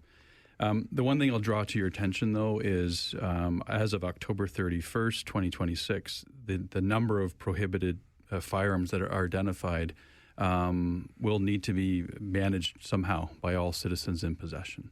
So we're trying to evaluate what's the impact of that when those identified firearms are in prohibited status and the amnesty period has ended, and then what does that look like across our province and across the country for moving forward. So we're taking a prudent approach, and we know there's a variety of opinions. So I know some services have come out to say they don't find it to be feasible to partner for this program, and we're still in that evaluation phase. And just for clarity on that point then, Mark, about illegal firearms, or what becomes now based on the new legislation, right? The new list, you might be in possession of something that prior to October 31st was a legal firearm and is no longer. That's the case. Yeah. So it's a classification of a status, really, and so decisions will have to be made by those in possession, and also I would say police organizations across the country on how to manage that new reality. So if the timelines stay where they are, and we're just working on the legislation as it exists, trying to be good public servants and good partners to evaluate this opportunity. And we recognize, it's commonly said that 90% of violence related to firearms is related to illegal crime guns, guns that come across the border and they're stolen.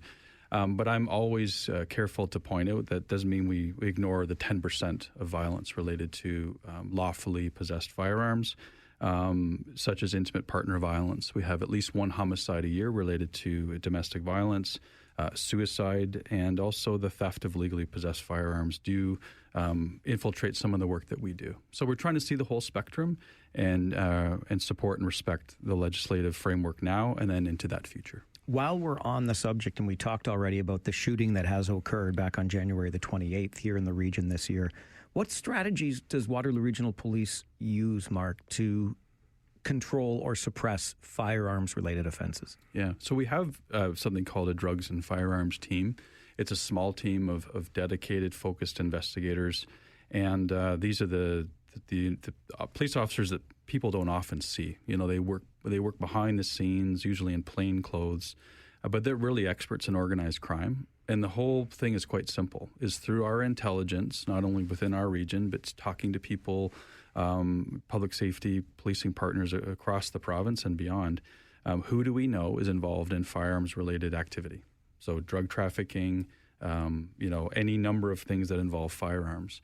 And then really trying to focus on every level of enforcement possible. So not only infiltrating through investigative means to retrieve and access illegal guns, but also knowing that they might be carrying out different offenses, facilitated by firearms. And that could be anything ranging from robberies to drug trafficking to human trafficking and so on.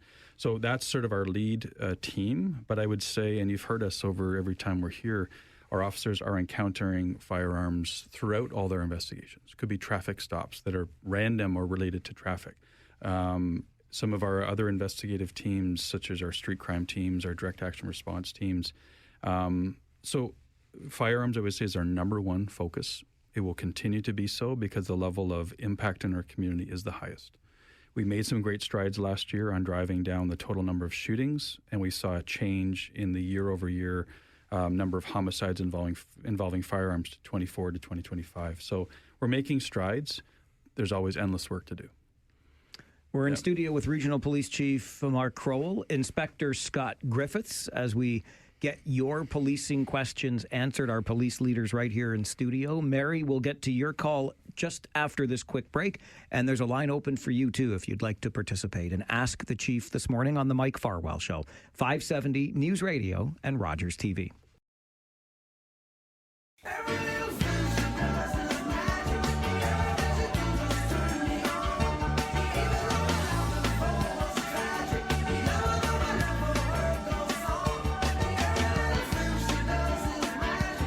It is the first Tuesday of the month, and on the first Tuesday of every month, we are joined in studio by our police leaders, and we keep the phone lines open to you so that you can have your policing questions answered. Regional Police Chief Mark Crowell in studio. Inspector Scott Griffiths is with us as well.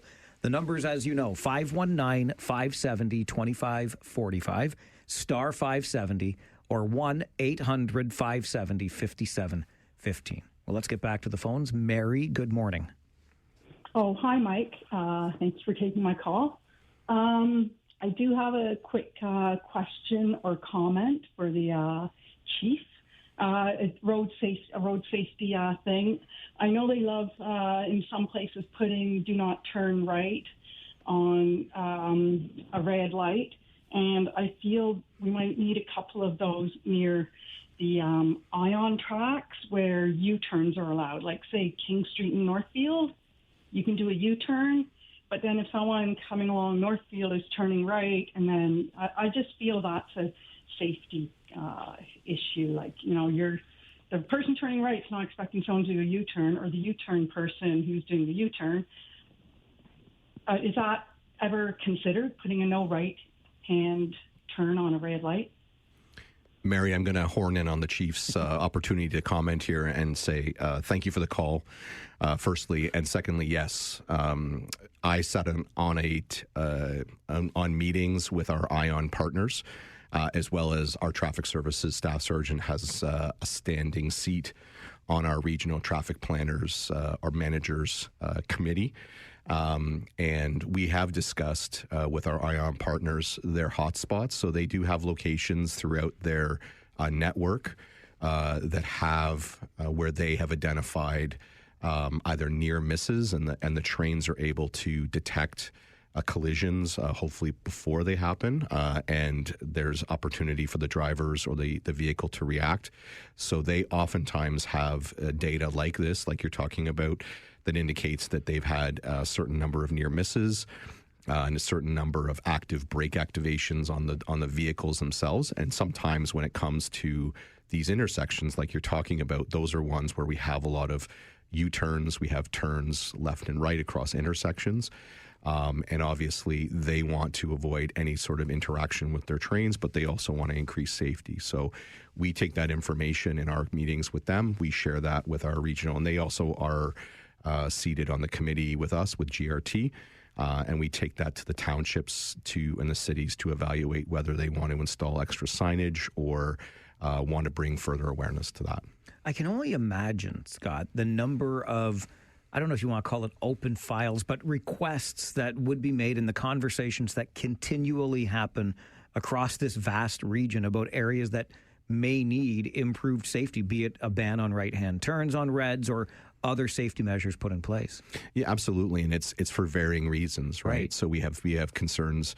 We have categories for concerns about speed. We have categories for concerns about intersection safety, which is obviously something when it involves pedestrians being injured or killed is critical, as well as the functioning of our ION system, as well as our public other public vehicles like buses and other road users. So we have a huge catalog of hotspots. Some of them can be addressed by our enforcement, but also some of that needs to be and is looked at by our towns and cities and townships to see where they can improve, the flow of traffic and the safety there. Because Mary brings up U-turns, and I know exactly where she's talking about with the tracks there where the sign makes it very clear you can make a U-turn. I recall being told a very long time ago, and I think I might just hang on to this, Scott, because it makes life easier as a driver, but I recall being told that you can make a U-turn anywhere there is no sign saying you cannot make a U-turn. Am I right or wrong about that? Sort of. Long story short, that's the answer I give to my kids all the time. You cannot, within 100, I think it's 100 or 150 meters of a railway crossing, the crest of a hill, and if there's a third one or a fourth one, it's popped out of my memory, but I could pull that up for you. But there are certain specific locations where you cannot make a U-turn. But you're correct in saying that just because it doesn't specifically permit it with a sign doesn't mean you can't do it. It just means it has to be done with, like any turn, has to be done safely. And you have to yield right of way to a vehicle that's obviously occupying or using that lane with the right of way. All right. I still have not had a collision while making a U-turn. So far, so good in that department. Chris is next with us on the phones. Ask the Chief. Good morning, Chris. Good morning. Weaver Street North, King Street North in Waterloo, they have car dealerships there. And you're driving, and all of a sudden the truck in front of you stops, and he started loading cars in a live lane. Is that legal? Thanks for the call, Chris. You mean like just by the expressway there? Anywhere in city, in Kitchener, right on Victoria Street by where the Tesla dealership is. Right. Sometimes there's two lanes there, and the truck stops there, and the guy starts unloading cars. And now I got to go into the second lane or whatever. Can you do? I didn't think they were allowed to obstruct a live lane to do commerce. Understood. And I think, unfortunately, practically speaking, there's maybe no alternative for some of those places for the trucks to get in and out. However, there are requirements that if you're going to either block a live lane or you're going to stop and impede traffic, that there are certain safety requirements you must meet. So I don't imagine a lot of them are. I think they think it's a quick stop and drop, and with two lanes, people can get by.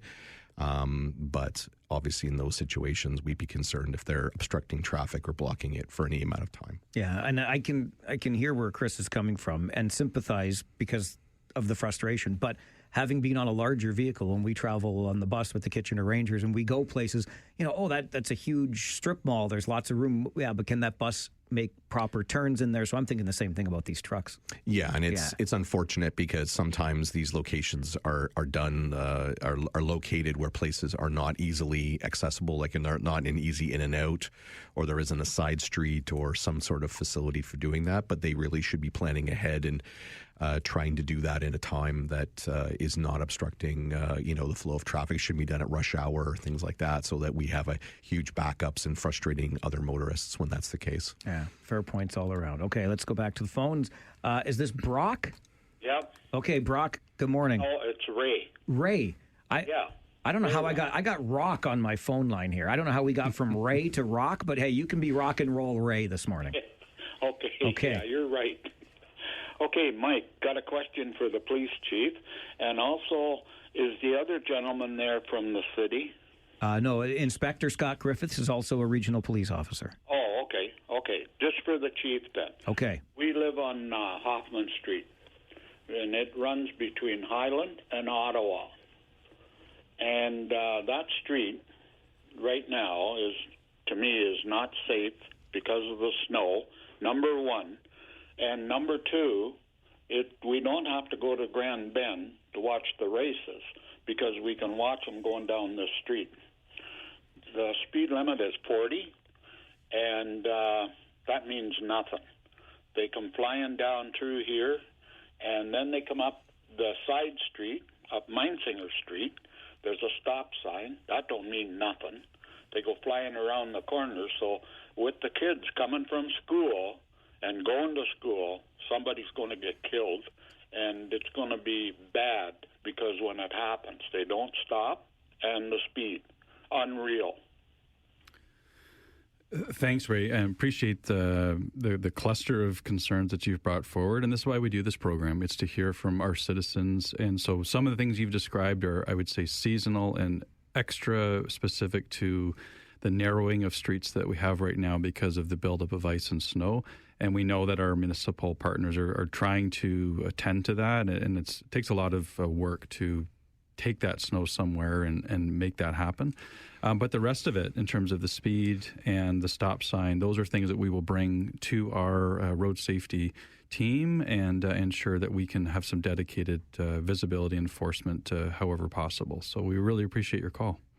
And these sorts of things we hear about in neighborhoods all the time. And just on the snow piece, I saw crews out this morning clearing snowbanks, because I think that's another good reminder for folks right now. They probably don't need the reminder. Those banks are so high, though, it's difficult to see around them. Yeah. And at most neighborhood residential streets right now, the snow is compacted to turn to ice in those banks, right? So there's the street that I live on, there's a buildup of snow, and it's almost like a bit of a there's a ramping that's occurring. So as cars are passing each other, it's really slim margins in terms of whether it's even passable on some side streets. So again, patience and some graciousness as we try and get through the tough winter months together, and safety first. And if you have to take a pause to let somebody pass, I think that's the safest approach, is just try and build some more time into your day. Yeah, absolutely. Ray, thanks for drawing our attention to another neighborhood where there's a problem spot.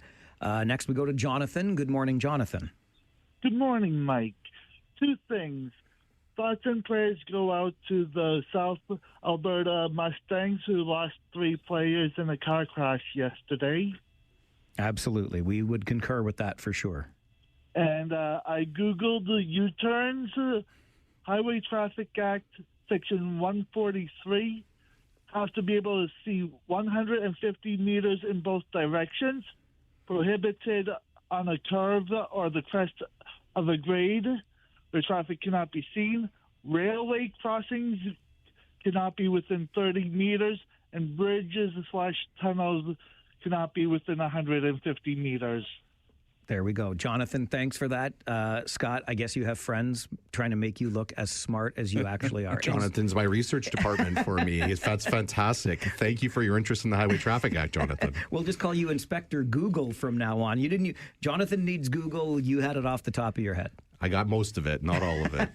I'll do better next time. All right, we'll get one more in before the break because Greg is here. Good morning, Greg. Hey, Mike, how you doing this morning? Very well, thank you. Great. I have a question for the inspector. I have been noticing. Hang on, Greg. We're losing you here, buddy. I don't know what you're up to, but can you stand still for 1 sec? How's that? Is that better? For this moment, it is. Don't move. Okay, good. Okay, I'm not moving. Okay. Not moving. So I've been noticing an increase in cars going the wrong way on both Bridgeport and Herb Street. I'm wondering if there could be something done about better signage. It tends to happen a lot around the Walmart Plaza. All right, there you go. One way's going the wrong way, Scott. Yeah, I know that area well. I patrolled it for a bit, and I can tell you that the signage there is a lot of signage there for one-way traffic. It's prescribed by regulation to be posted in that way, but we do have people who come out of that plaza or are trying to make turns and confuse the fact that it's a multi-lane road to the fact that there's two-way traffic there. So obviously that's a concern. I'll jot that down to have our traffic team have a look at that when possible, and it's something that obviously there's certain things to look for when you're looking at whether some ways a one-way street, whether the signage is facing both ways. So whether it's a no parking sign or whether it's a stop sign, and if all you're seeing is the back of the sign as opposed to the front of the sign, there's a good chance you're probably going the wrong way. So just be conscious of that if you're ever confused or worried about it. So you want to make sure you're kind of very, very careful about that. I see it all the time. I drive that stretch daily, and it's quite common that you'll see headlights coming at you. And I chalk it up. I think a lot of people are coming to our region, and specifically, say, Waterloo, university, college connections, friends, family, and that visiting. They're simply not familiar. So it's those of us that live here, those of us who may be visiting or maybe have just missed a few cues. So again, it's something we'll try to attend to. And Greg, we really appreciate your call. Regional Police Chief Mark Crowell, Inspector Scott Griffiths with us in studio and answering your policing questions. And we continue on Ask the Chief this morning. It's the Mike Farwell Show, 570 News Radio and Rogers TV.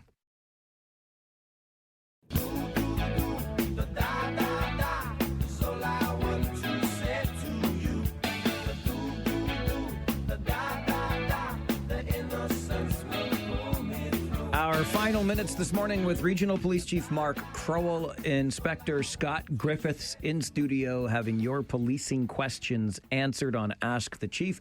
Let's go to Stratford for Phil this morning. Good morning, Phil. Good morning, everyone. Scott Griffith, I see you've been bumped up to Inspector. Congratulations. Thank you. And also means you're in a different association, too, so... It sure does. It's I'm no longer welcome at the association building in Ayr. That's why I mention it. Okay, see you. Okay, that was it, eh, Phil? I'll congratulate Scott. Put over a couple decades into his career, and as you know, he led our traffic services unit for some time. So it's our honor to bring him on as the executive officer. So his role is really to act on my behalf and behalf of the deputy chiefs. Representing us and being a conduit not only to the leadership team but also the community. So it's a unique role, and he's filling it out well. Everything you dreamed of when you became a police officer, Scott? I would never have dreamed this in 1,000 years. So I always wanted to be the one out in the roads, writing the tickets and catching the bad guys. So this is a different role, but I totally understand the value of it and the importance of the work that we do, not only in this environment, but in other environments. So proud to serve in this capacity, proud to serve the citizens of Waterloo. Yeah, it's one of the interesting things that I've learned about policing over the years. So many different opportunities within or under the policing umbrella, if you will. On the roads, writing tickets, catching bad guys, serving the community as an executive officer, as an inspector. Yeah, absolutely. And it's really something that we try to impart upon our new recruits and people who are interested in policing, is that if you think there's an opportunity, think about a certain aspect of your life that you may be interested in, and chances are, there's something that we work in, whether it's forensic science, or whether it's traffic and collision investigation with the mathematics and the technology that we use, or emergency response. Whether there's anything that you think that is sort of catches you as interesting and you have a passion for, we have something to offer you. I know we just welcomed 18 new recruits not that long ago, Chief, and who knows, they might be an inspector in the executive office someday too. That's always the hope and the promise, is that those next leaders are in that group. And it was incredible to hear the biographies. We had a couple people with masonry backgrounds. We had people with entrenched academic backgrounds, and then community service and volunteerism across the board. So when we talk about diversity, we mean it. We want every type of difference to come into our organization to make us better and stronger, and then we draw upon it. So when we're solving problems, the diversity of our teams is truly a strength, and that difference of perspective, helps us to achieve incredible things. One more thing I wanted to ask you about before I let you go today, Chief, is Pink Shirt Day coming up later this month. I know that there's already been some posting about it through Regional Police's channels. How can the community support Pink Shirt Day later this month? Well, we'd like to partner with our educators and all kinds of organizations promoting Pink Shirt Day. So we have this thing called a Post Positive campaign. We have these Post-it notes that we make available to our community if they ask, but also can download online.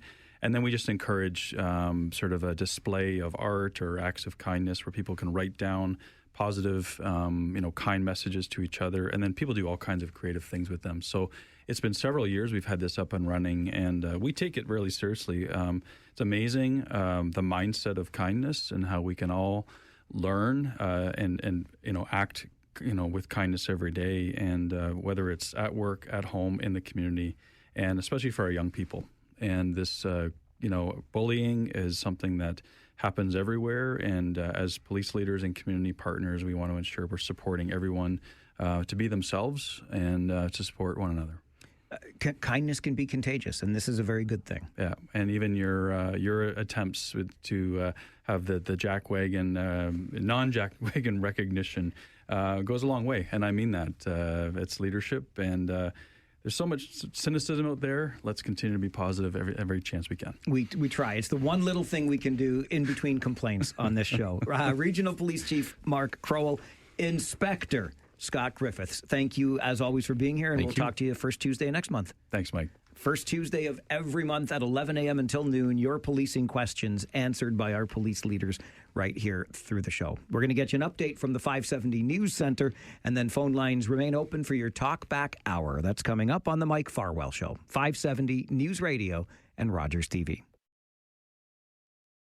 Take out the papers and the trash, or you don't get no spending cash. If you don't scrub that kitchen floor, you ain't gonna rock and roll no more. Yakety yak. Don't talk back. Just finish cleaning up your room. Let's see that dust fly with that broom.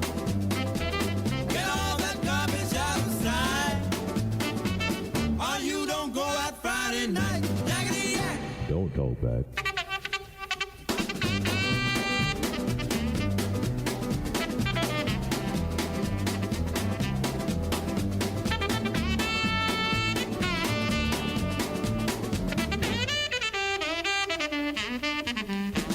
And thus begins another Talk Back Hour here on the program, where we open the phone lines to you and give you the chance to start the conversation. It can be something that we discussed earlier today on the show. You didn't get a chance to weigh in on it at that time. For example, Pierre Poilievre's resounding support from federal Conservatives to carry on as party leader. Is this the man to lead the Conservatives to election victory?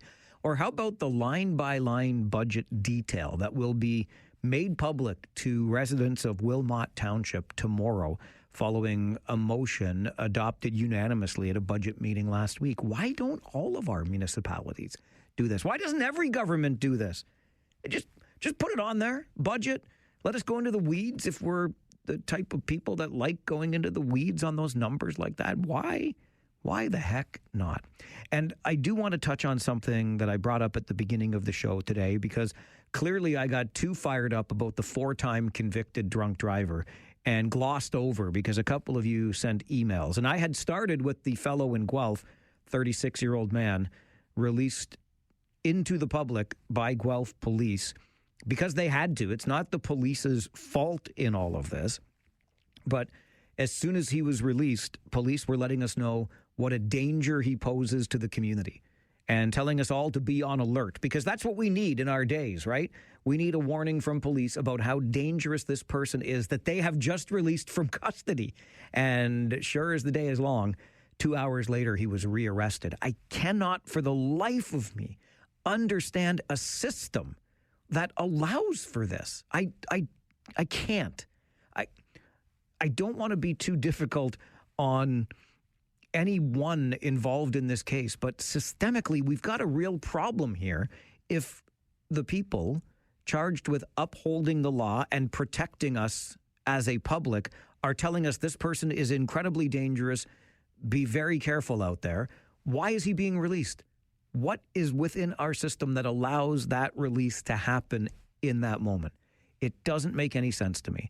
And I started with that, and then I went into the 4-time convicted drunk driver. That's right, 4 times he has been convicted of drunk driving, and he will not be sent to jail. He's been given 5 months of house arrest and a 3-year driving ban. This is a gentleman in Kitchener, and that's the sentence that the judge agreed to. The lawyers unanimously decided together that that was what they would ask for, both defense and prosecution, and the judge decided, okay, even though it's the low end of the range. I can't even believe there is that low end of a range on a 4-time convicted drunk driver. Like, what do we wait for in drunk driving? The drunk driver to kill somebody? Is that what we wait for? Because it should be one and done, in my opinion. But I got off on that a whole lot this morning in terms of a tangent on that. And I may have neglected to drive home the fact that it's also wrong on so many levels that an offender deemed so dangerous can actually be let out. I know police didn't have a choice because the system spat this guy back out into Guelph yesterday, only to be rearrested 2 hours later. But I cannot condone a system whereby that's allowed to happen. So I had that on my mind this morning. And I just wanted to reinforce the dangerous offender who was rearrested. Like, great job by police in Guelph, but why? Why are they having to do that job again when they told us how dangerous this guy was? And don't even get me started on somebody that has been convicted of drinking and driving 3 times. Convicted, not just accused of, but convicted of impaired driving 3 times. And on the 4th such occasion, still no jail time. Because that's really going to act as a deterrent, isn't it? I have zero tolerance for that stuff. And now, let's turn things over to you, okay? Because if something is on your mind and you're passionate about it and it's important to you, we want to hear about it on Talkback. So let's start with Dave from Cambridge. Farwell's Force, member number 47. Good afternoon, Dave. Good afternoon, Mike. And this time I'm prepared. Yesterday, your friend, your guest, Dave, caught me off guard when he asked me where the post office Shoppers was located. So it's the official address is 950 Franklin. It's off of Canamera where the No Frills is. Beautiful. Thanks, Dave. All right. Now, I have some very positive news, and I'd appreciate if you take a pen and make a quick jot. I got a pen. I always have paper handy. Let's go. Okay. Now, you may be aware of this, and most of your listeners may be aware of it, but there's a few of us are not aware of it. This is specifically addressed to Android cell phones, like users. Dave, you know I'm not tech support, right? Yeah, but this is simple. Okay. Okay. It makes one's life so much easier. You'll say, why didn't I know that if you don't know it? Number 1, go to settings. Number 2, scroll down to accessibility. Enter accessibility. And number 3, click Simple View. And Mike, your life will change rapidly with your Android cell phone. I mean, it's unbelievable. It's made my life so much easier. I learned that this morning. Dave, why did you wait before you go? Why did you determine this was something you just needed to share with the entirety of Farwell's Force today? Because I was frustrated with AI and the changes on my cell phone, and I wasn't hearing anything and needed help and everything. And suddenly this morning I looked into it, and I thought I'd share it because there must be some or a lot of people who are frustrated with their new phones. All right, Dave. Got to pass that on. Thank you. Have a great day, Mike. You too. Dave's just here to help you with your Android device. Somebody get that guy a job in a Rogers retail store already. Andrew, you're on Talkback. Good afternoon. Yeah, I just wanted to make a comment about the 4 times convicted of drunken driving. Yes, sir. Did he have a license every time? Well, I would actually assume not, but I don't know. Nothing in the sentencing said his license has been revoked. He's just been banned from driving for 3 years. Now, I can't believe this guy had a license all the times that he got convicted. Like, I thought we came up with a system that once you lost your license the first time, you could get it back. The second time, that's it. It was gone. I'm unaware of that system. I wish it were, and if it is, then I don't know how you got it back because this is the 4th time for this guy. Yeah, I'd be very curious to find out if he had a license every time because that's the system's fault now. Exactly. Andrew, appreciate the call. I'm not blaming any of the parties involved. Maybe the judge. The judge didn't have to accept this sentence suggestion at the low end of appropriate. She could have gone in a different direction. But the fact that such a sentence is within the range, even though it's the low end of the range, I say in both of these cases, an offender so high risk that the moment he's released by police, they warn us as public to be very careful. This man is very dangerous. If he's that dangerous, and just the fact that he was released makes him a risk to us as the public, why is he out? That's the fault of the system. Why to Andrew's point, is this man even still able to hold a driver's license? Lynn sent me an email earlier today when I brought this up and said, how does he have insurance? Who is insuring this guy? I will bet you that he's not. He's not insured. He's not licensed. I don't know. I could be way off.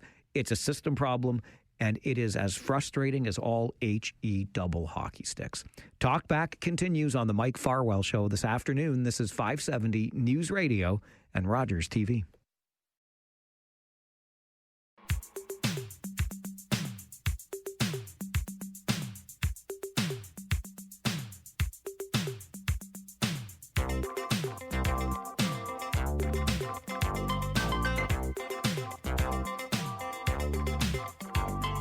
It is that time of day where you get to have your say.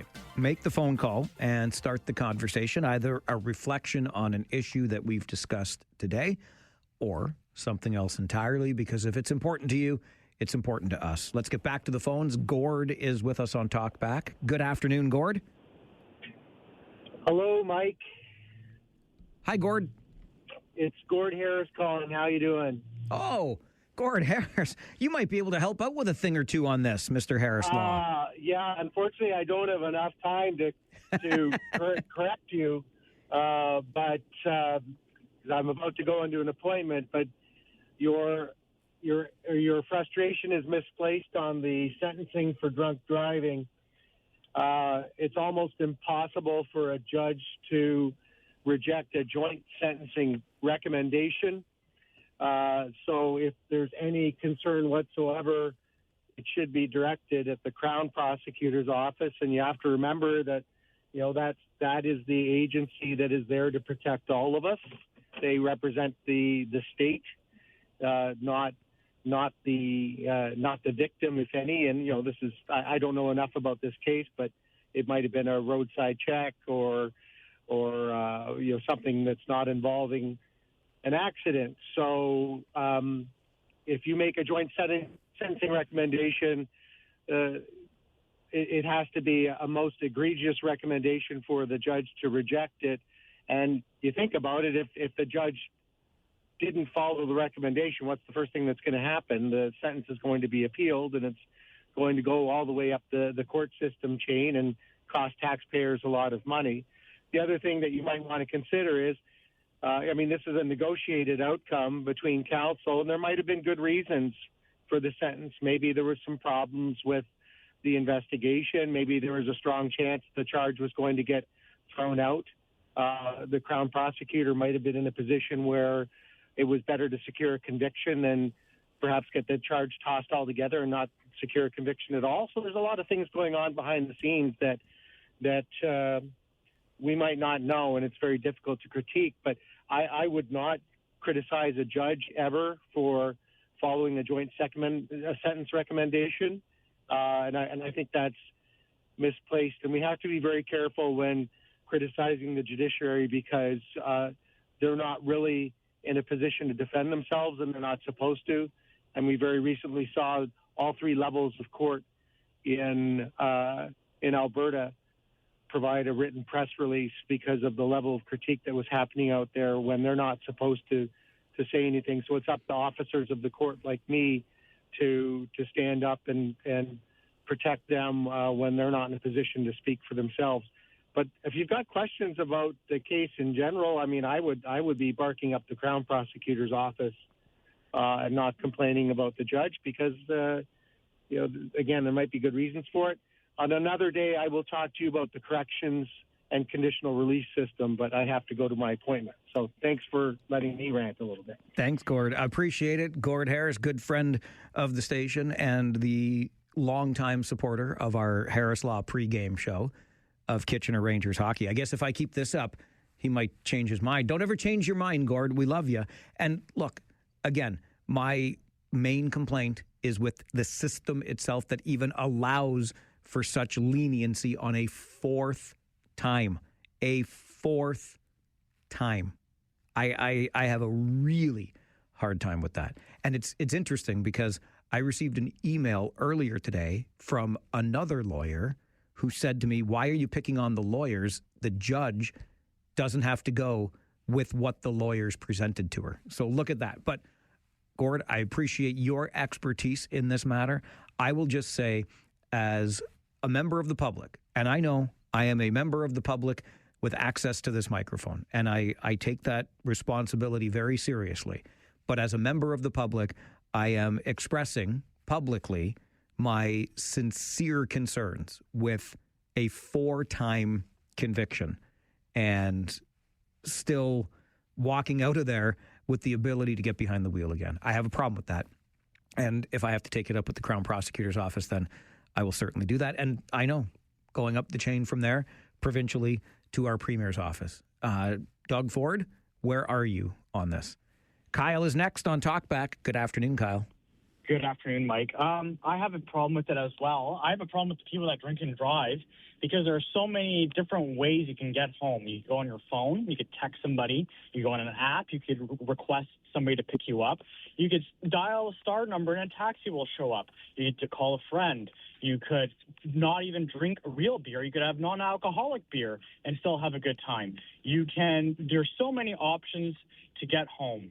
And you have these jack wagons that decide that they're going to go and just go behind the wheel to drive. I lost a friend that doesn't want to be my friend anymore because we were at the bar, and I told the bartender that he shouldn't be having any more drinks because he wanted to drive home, and I got into an argument with him. I said, I'm calling a taxi, I'm taking your keys, and he unfriended me on Facebook and wants nothing to do with me anymore, and all because, and I said to him, I was like, these bartenders are doing their job, cutting you off because they can get in serious trouble if they let you have your keys and you go home and you kill somebody or do something very severe. So people need to realize that it just doesn't affect yourself, but it affects everybody around you.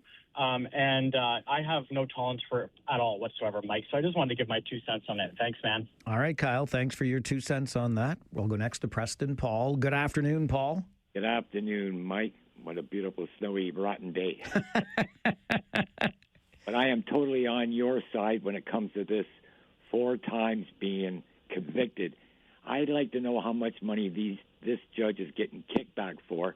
A reasonable person would say, this guy cannot be on the street and needs to do some jail time, and to show everybody in the public, this is what's going to happen if you do not pay attention and follow the rules. Listen, Paul, I appreciate the passion and your excellent weather review. I don't think for 1 second anybody is getting a kickback from this.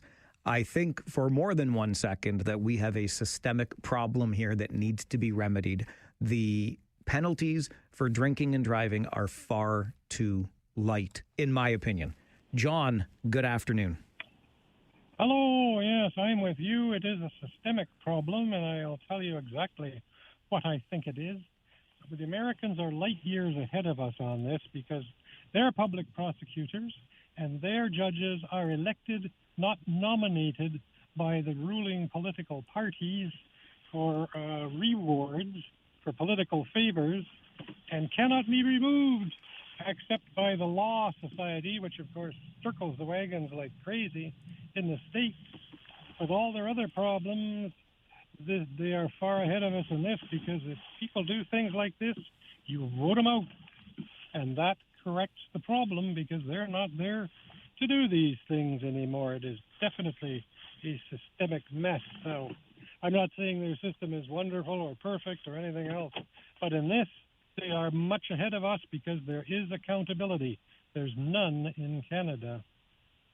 All right, John, appreciate the call. We got a call of a similar nature earlier today. Make judicial positions elected positions. And then if we don't think they are being serious enough or severe enough with the sentences handed out, we don't elect them back in. Again, I would just say I cannot fathom a world in which a 4-time convicted drunk driver can even have access to a sentence like this. That should not even be an option for a judge to consider.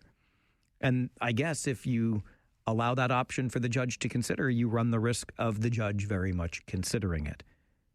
So to Gord's point earlier, I'll take the onus off the judge. The system is flawed here, though, and the penalties are nowhere near severe enough, at least not from where I'm sitting today.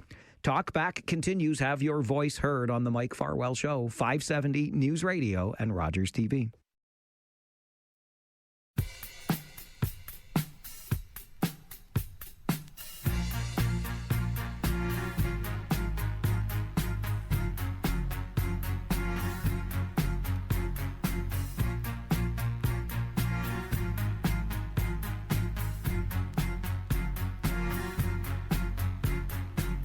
Your daily Talkback Hour provides you the opportunity to do that very thing. Talk back at us.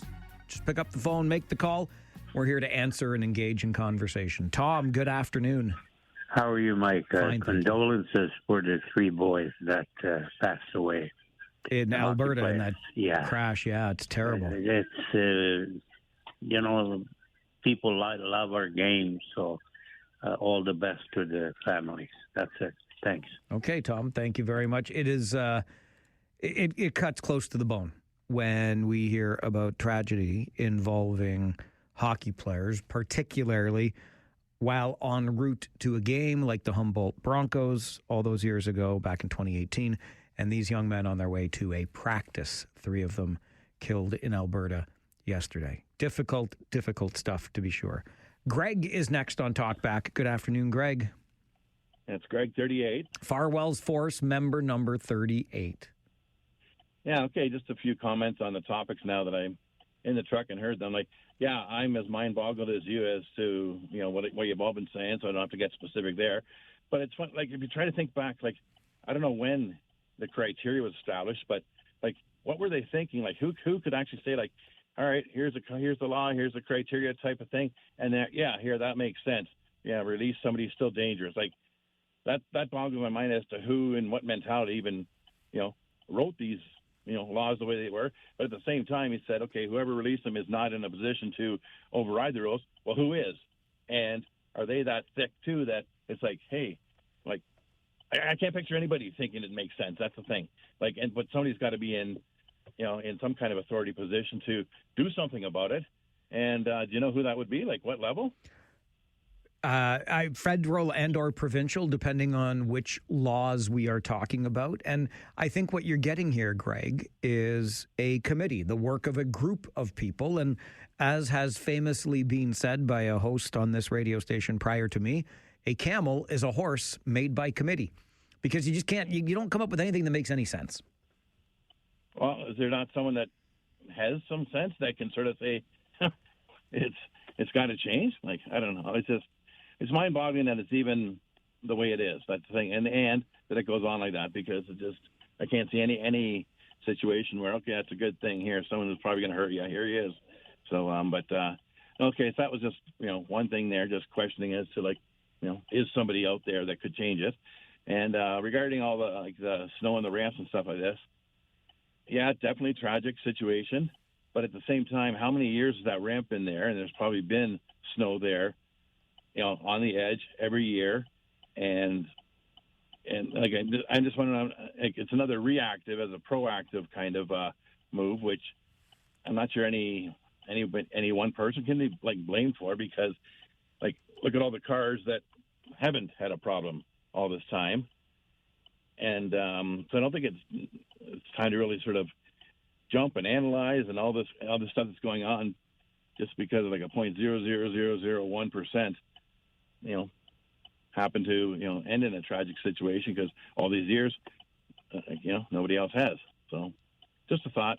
All right, Greg, appreciate the call and the thoughts. While I know Greg is listening, because he often weighs in after the fact. Oh, what's the theme for All Request Friday this week? We're celebrating Black History Month. So your requests this Friday will be from your favorite Black artists. Get them in via email to mike@570news.com. Or just give us a call, and Jen, who is answering the phones on the other side of the glass today, will make note of your song request. All Request Friday this week, celebrating our favorite Black artists. And just to Greg's point on the ramps, and of course we're hearing that story out of Niagara region now. I hear you when you're playing the odds, and the number of years that the flyover has existed, and the number of other vehicles that safely traveled the flyover last week when One woman did not. I get it. And yes, there's been snow there before. I would submit to you that this kind of snow perhaps has not been there before. We, for so long, have been getting, and certainly as long as the flyover has been there, because that's been, what, like 15-ish or so years, we get freeze-thaw cycles all winter long. The snow's not piling up, has not piled up in the past like it has this winter. We are on pace for a record winter of snowfall, et cetera, et cetera.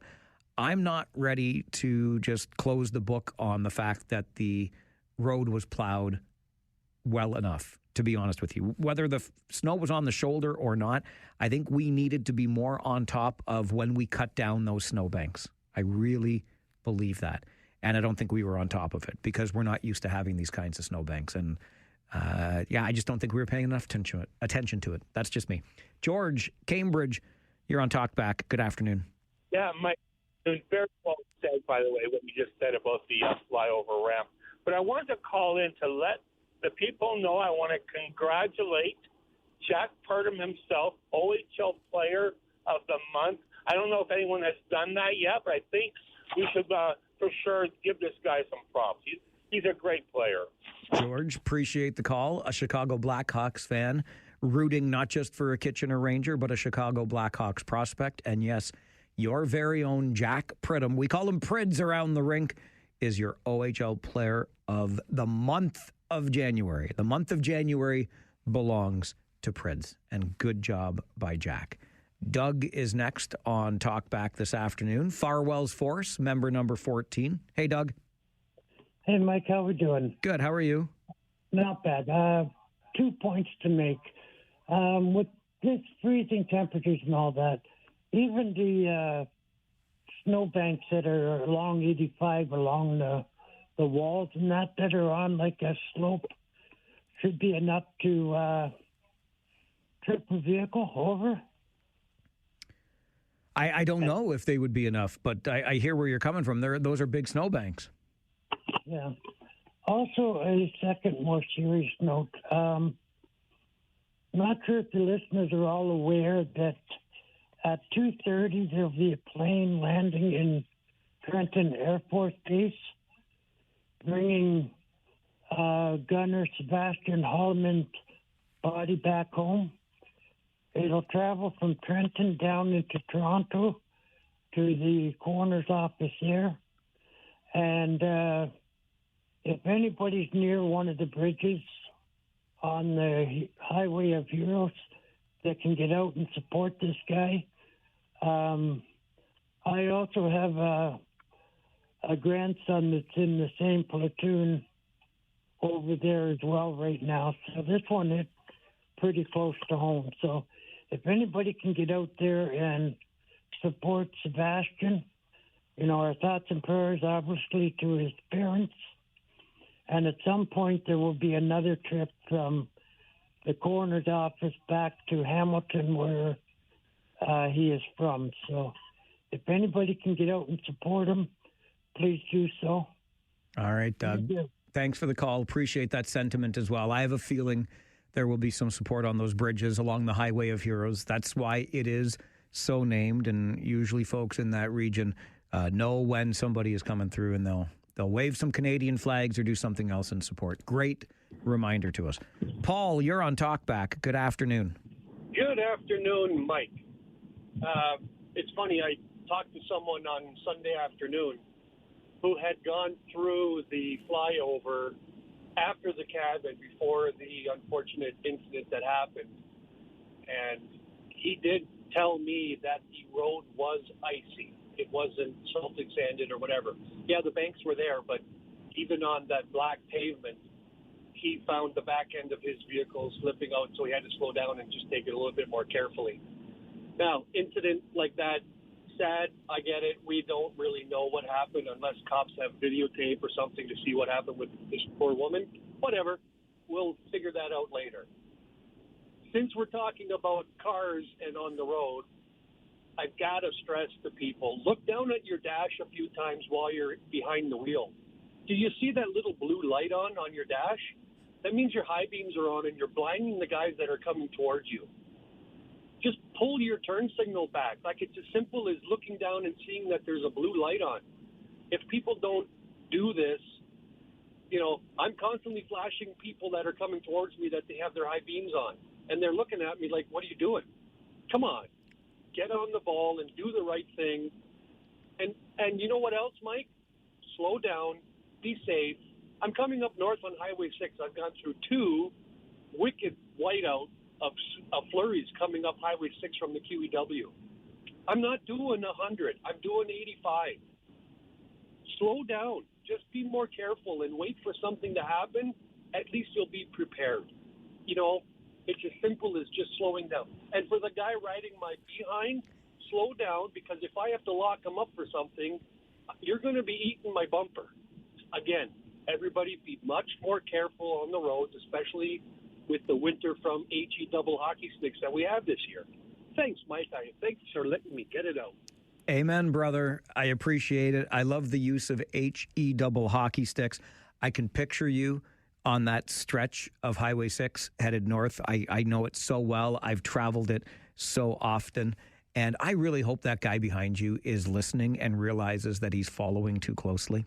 It's funny that Paul brings up the little blue light on your dash indicating that your high beams are on, because we got a call about this, I don't know, a month, maybe a little bit more ago, and I suggested that maybe it's just the new technology or the new lights, the LED lights that are being used in vehicles, and how so many vehicles are sitting so much higher these days. We've got some big vehicles out on the road, and it might appear as though the high beams are on, but I've noticed since that call, no, I was wrong. The high beams are on, and I'm with Paul. Like, I don't understand. I don't know how you do this. Like, I don't know. I just don't know. I shake my head an awful lot as I drive at the posted speed limit, adjusting my driving to the conditions without my high beams on unless absolutely necessary. And rarely is it absolutely necessary, at least in the places that I drive. Can't figure you out sometimes out there on the roads. But I'll tell you what, the less I can figure out about you, the further I stay away from you on the road. And maybe that's your whole intention. Get that Farwell guy away from me. I'm keeping a wide berth, baby, because I don't need no trouble out there. It's Talkback on the Mike Farwell Show, where you get to have your voice heard. This is 570 News Radio and Rogers TV.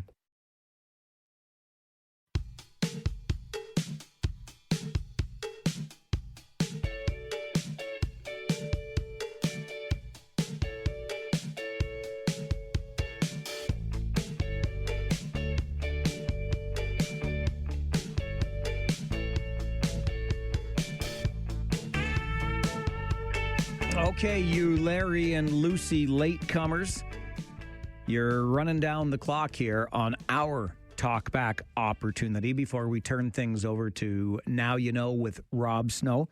You have a chance to interact with him as well. But here on this program, we're in to the final minutes. 519-570-2545, star 570, and 1-800-570-5715. Phil sends me an email to Mike at 570news.com and says, I lost my sister to a drunk driver. This person should never, ever drive again. He will do like Marco Muzzo, kill a person or a family, and the blood will be on the court's hands. I hope the lawyers slept well after they agreed on that wrist slap. Phil, I appreciate the perspective, and I'm really sorry to hear of that awful story that your family has had to endure. And that's why I have so little tolerance. I've been fortunate, I suppose, to have not been impacted personally by drinking and driving. But I've never been able to understand how we even let one instance of impaired driving pass through our courts without the most severe of penalties attached to it. There is a conscious decision being made before one goes out for the evening and decides to engage in a behavior that could impair you before you get behind the wheel. There's so many other ways to get around this. And speaking of those other ways, I mentioned this earlier today on the show because I was listening to All News Mornings today with Christine Clark and Mark Douglas, and our buddy Mike Eppel over at the business desk was talking about a company that operates a fleet of autonomous taxis. And forgive me for forgetting the name of the company, but that doesn't matter. I would love to know. And we were just talking before the break about vehicles and driving and how when I see certain behaviors on the road, I am staying as far away from your vehicle as I possibly can. I'm not the only one, right, who is never, like not one time, not ever. I don't care how much further into this future I live. I am never getting into a vehicle that does not have a driver. And any of you who are driving fancy vehicles with self-driving technology today, fine, like, okay, if you want to trust the machine, there is not a chance I would ever get into that vehicle. And we had David Marskell, the CEO of the museum in downtown Kitchener, on our show, our Friday 4 Roundtable, a couple of weeks ago. And he was on vacation. I think it was Austin, Texas, somewhere in Texas. And he said he called for a cab, and the cab that showed up was autonomous. And so it got there, and the door opens, and he looks inside for the driver, didn't see one, and still got into the car. There's like no way, not on your life am I getting into the vehicle that does not have a driver. I will never, ever trust it.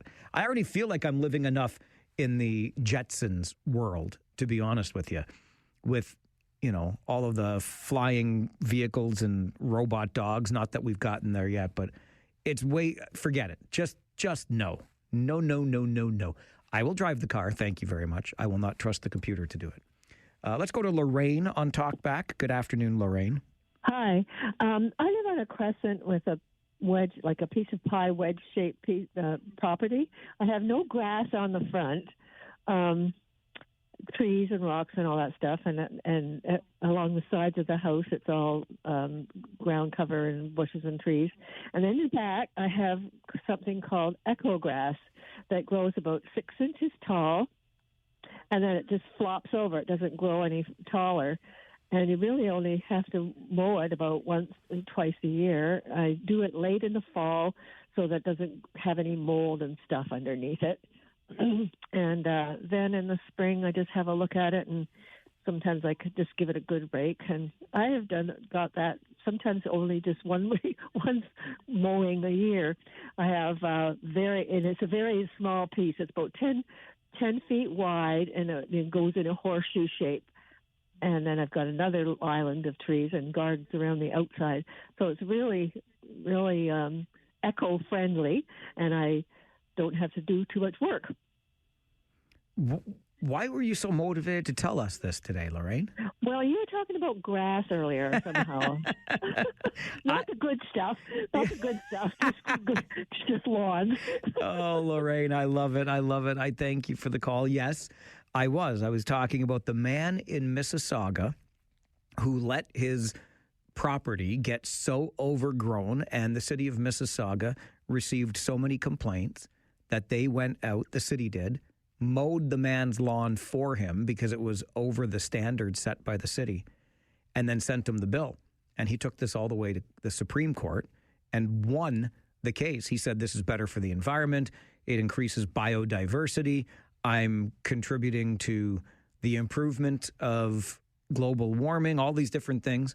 And the court decided that the bylaws of the city of Mississauga were infringing on his freedom of expression. It's his own freedom of expression that allows him to let his lawn just grow all willy-nilly. I'll tell you what, I would not be the city of Mississauga. I would be the neighbor that comes and cuts your grass if you let it get out of control like that. I will cut your grass for you. But Lorraine says at her place, she's got the eco-friendly grass that apparently doesn't have to be cut. I'll be the judge of that there, Lorraine, if I come by your place and determine that the 6-inch flop needs a little bit of trimming around the ears. You know what I'm saying? Come out there with my gasoline-powered lawnmower. I'll do a job on that, let me tell you. I'm not using any of those battery-operated things. No way. Doesn't do the job. All right. It's all the time I got for today. But as always, I appreciate the conversations that we get to engage in here on the show. I'll tell you what. I'll come back tomorrow morning at 9 and we'll do this all over again, okay? Is it a deal? Is it a date? Sounds good. An update from the 570 News Center is coming up. My name is Mike Farwell. You are a force for good. I'll be back tomorrow morning at 9. Bye for now.